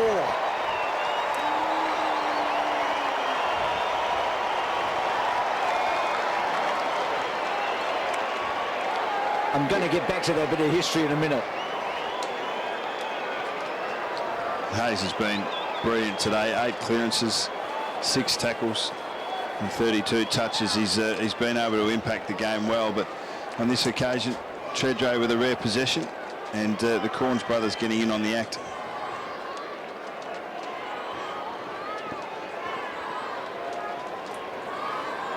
in the interview I did with Graham and his sons, I asked Graham where he felt Chad should play, and he said, just like Tom Harley, as a defender that controls the back of the defence. At the moment, I don't know just where his right spot is, but that's what Dad reckons where he should be playing.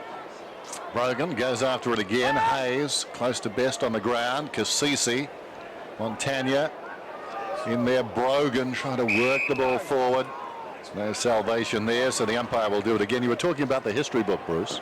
It intrigued me. Where were you going with that? Oh, the Saints. Just let me see if my buzzer's working first. Okay, where you go? When did Port Adelaide come into the competition? According to my man, it must have been round 1 of 91. Wait for it. Get out the back, Adam. I'm keen to hear what Lee wants to say about where Chad Corn should be playing. Well, the problem with Chad Corns is because he can play a lot of spots, you play him a lot of spots. Where's his best spot? I think he's played his very best football over a season or two when he played centre-half back a few years ago. Yes. But he's played such good roles all over the place. Brendan Goddard's a little bit of the St Kilda version. Each week it's a bit like, where are we going to use them this week?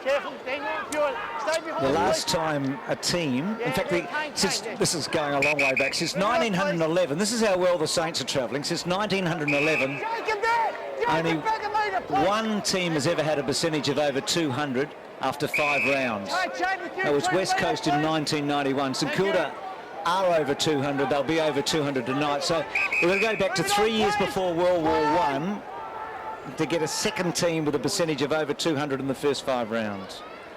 I wouldn't have got that. No, I wouldn't have either. I got it from the bloke you got it from a moment ago. Is he better? He had faith in him. He tries harder for Bruce. It was a good call. Got a bounce in the pocket. It's been a big 5 weeks for them, hasn't it? It has. They're for real, aren't they? I think so. In goes Schneider. Close to the boundary line. Corns around the boundary. It bounces out of bounds. I'm just thinking, Bruce, I'll ask you a question. Have many sides, or any sides, won 2 games in a season here at Amy? Yes. Port Adelaide and Brisbane Adelaide. Lions won consecutive weeks against Port Adelaide and the Lions a while back there, Dennis. All Just right. thought I'd tell you that. Well, if St Kilda done it, Bruce. No, the Saints haven't, but they've done it in the last 3 weeks, haven't they? They have. Lee, that's the quickest I've ever seen I Lee know. off the mark. That was true. We 2 weeks in a row. We played the Crows 1 week and Port the following week, or vice versa. Well, it was 99. It was a while It was 99, Lee. Thank you. Well, hang on, I'll ask the questions. We're going to throw in down at left half forward. In front, Brogan. Geelong have done it a couple of times lately too, Lee. Yeah. So I'll have a ball up. Not in consecutive weeks. Surgeon picks himself up at the base of that pack. Just looking at the stats again, St Kilda had 58 more possessions, but have out-tackled Port Adelaide by 20 more, 66 to 46. And one of the stats that we were looking at prior to the match, Bucks, were marks inside 50. Port were leading the comp with averaging 20 marks inside 50 per match. Well, it might make sense, but normally the team that tackles best wins a game of footy, I reckon, as a general rule. And they'll also actually get more of the hard possession gets as well, because it's just they're working harder. So Boku has worked hard. Geary, he's fitting in well, isn't he? Yes. When you look at some of the names that we don't know all that well, Eddie, Geary, McWalter, they're all playing roles within Zephyr, and obviously Zach Dawson, who we've mentioned a few times. And look, without that, we always compare Ross Lyon with Paul Roos, and we shouldn't, it's unfair, I know, but Sydney have done that pretty well, I reckon, over the last few years. Blokes that have played roles that probably haven't got big names, but do the job, and that's Geary, McWalter, and tonight Eddie's done pretty well. His tackling last year, Eddie, was a feature. I think he averaged 4 tackles in the matches that he played in. Brogan, King's injury might be of interest here. Corns from his brother again for the second time in this quarter. Gilbert going back, Lade coming at him. Gilbert did well once again. Heard a friendly voice, doesn't look that friendly. It was Geary, got it across to support, and they'll run it out. Geary's got it again. Gwilt down towards half forward. Goddard in front of Pettigrew. Goddard knocked it down, hopefully to his own advantage. Salopek the first to arrive though. Goddard back into the contest. Salopek digs it out. Cracker's in trouble. Well played. Gets a hand pass away to Cassisi. Cassisi head down. Goes back to Salopek. Great pressure still. Spills across to Boak. He kicks it down towards half forward. Chad Corns with a straight arm. Put ball down. In goes Logan, flicks it back for Chad Corns. Kane Corns is in there. No advantage. And it will come back, I think, to Chad Corns for a push in the back. No, he's not. Kane, please. Tim's just told us, by the way, guys, King's injury, sore groins. Sore groins. We don't need to risk him on a scoreboard like that. Plural, Bruce. That's what Tim said. Cracker. Didn't work. Montagna kicks to the wing. Leading in the race is Eddie. Well played, Cracker. Terrific. Anxious to make amends and did that. Pettigrew, Salopek, Cracker. That would have been unlucky. Bounces out of bounds at the interchange gates. Certainly put a big effort into that, didn't he? Yeah, it might be just because it's the big margin, but when King has been in the tracksuit for most of the second half, never a good sign for the future. So Boak from Kane Corns to Ebert, back to Kane Corns, short across the ground to Surgeon. Play on. And the Saints, who haven't played a Victorian team so far this year, just about live at Etihad Stadium for the rest of the year. That's Motlop. His confidence is back. That was good. Tim, that's when he's at his best, mate.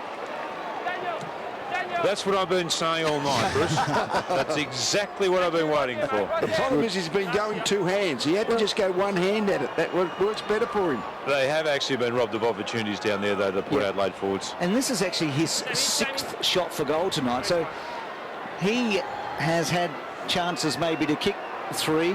His last effort was not good, and that one's in exactly the same spot. His radar's off, and then it comes off Treadray. Well, we talk about stats tonight. This inside 50 stat that I mentioned, 50-odd is about average. And St Kilda have kept their opposition below 40 in every game they've played to this point. I mean, if you're below 40, it's unless you're incredibly efficient in the forward half, there's no way you can kick a winning score. So they're just stopping the opposition even getting into that within scoring distance. Without being a smarty there, I think Geelong had 40 last week against the Crows and kicked and still 21. efficient. Yeah. Gilbert, the high ball from behind. Blake. Talking about role players. Been very good tonight, just playing his role. The other one was probably Gwilt, who we were talking about playing that tall forward role in place of Kaczynski tonight. Has been able to just do his job for the team. George Young's old number. Back to Gilbert. 102 to 30.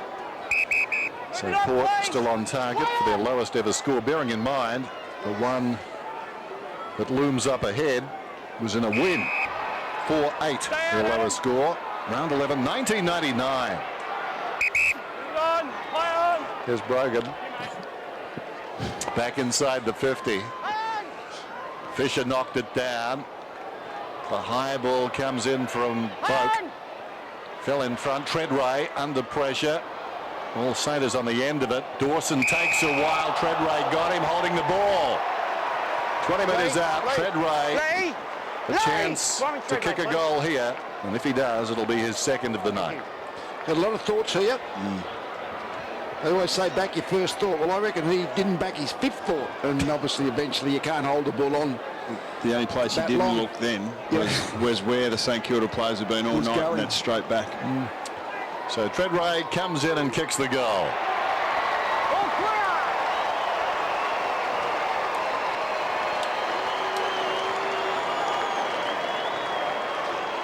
It's actually important that the St Kilda defence, and I'm sure they will, and the coaching staff for that matter, he's done a really good job, Zach Dawson. So you've just got to say, well, you held onto the ball too long, made a mistake, leave it behind. Don't let it sap and the confidence that you may have built up. Lee Montagna was very good straight after this. Yep. Went up to the young bloke and said, don't worry, that's okay, move on, next contest. Bucks, give us your top 4. Yeah, I don't want to steal Lee's thunder as he's voting for the medal, but it's pretty hard to split Hayes and Rewalt. Hayes through the midfield and Rewalt forward have been fantastic. Sam Fisher, the best defender, and Graham through the middle and defence has been very good also. Obviously, all St Kilda.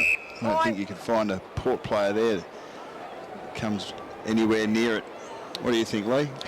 Yeah, agree wholeheartedly with that.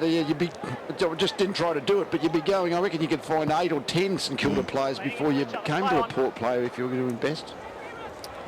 It'll be hard to know who Port's best has been. Rodens kick inside the 50, and they've just Treadray's goal, Dennis, has just blown your favourite stat for the night. The 4 goals 8. It's still the lowest. I tried to sell it, but Surgeon. I reckon Cassisi's nearly been Port Adelaide's best. He's had 27. He's had 9 tackles, and squeezed up on Montagna early in the match in particular, or Kane Corns, but very little effect on the scoreboard, or had any effect on Port Adelaide's ability to score. So the captain is coming back from suspension tonight. They've had a couple on report tonight. Lower banging it forward, and Gilbert running it over the line. Josh Carr's at an interesting stage, isn't he? I mean, back in the Port team, you would have thought a match like tonight might have suited him, but he's been nowhere to be seen. I mean, the question is the pace of the game. Is he still able to play? When Josh Carr was at his best, that's the question. Yeah. These were the conditions that he used to thrive in. there's Gray. Had it. Spilled out, though. Graham got out in defence. Setting his team at a task. It goes out towards the boundary and runs away from ball. So boundary thrown, 36 seconds to go. That was a good, I think, view of the St Kilda supporting their ball carrier. They had 3 players who were defensive side of the St Kilda teammate with the ball, and they could use either one. They're there to cover, and they're facing goal if they receive the handball. Lenny Hayes, 33 possessions now. Lower, though. Spears the pass in, and Gray's got it. So he'll kick very close to the final siren. Saints remain undefeated. Great start, 5 wins, a massive percentage, as we told you earlier, and they're really on the march. Thank you. This time last year, their coach was being maligned. Not anymore. What does that prove about maligning of coaches? A month's a long time. Then comes years of eternity. And Gray kicks a goal after the siren, or does he? Right on the line. Goal umpire decides it was a goal. No, he's just up sticks and he's leaving. So no goal. 102 to 36 then. 15-12, 102 to 5-6, 36. All St Kilda, a powerhouse performance.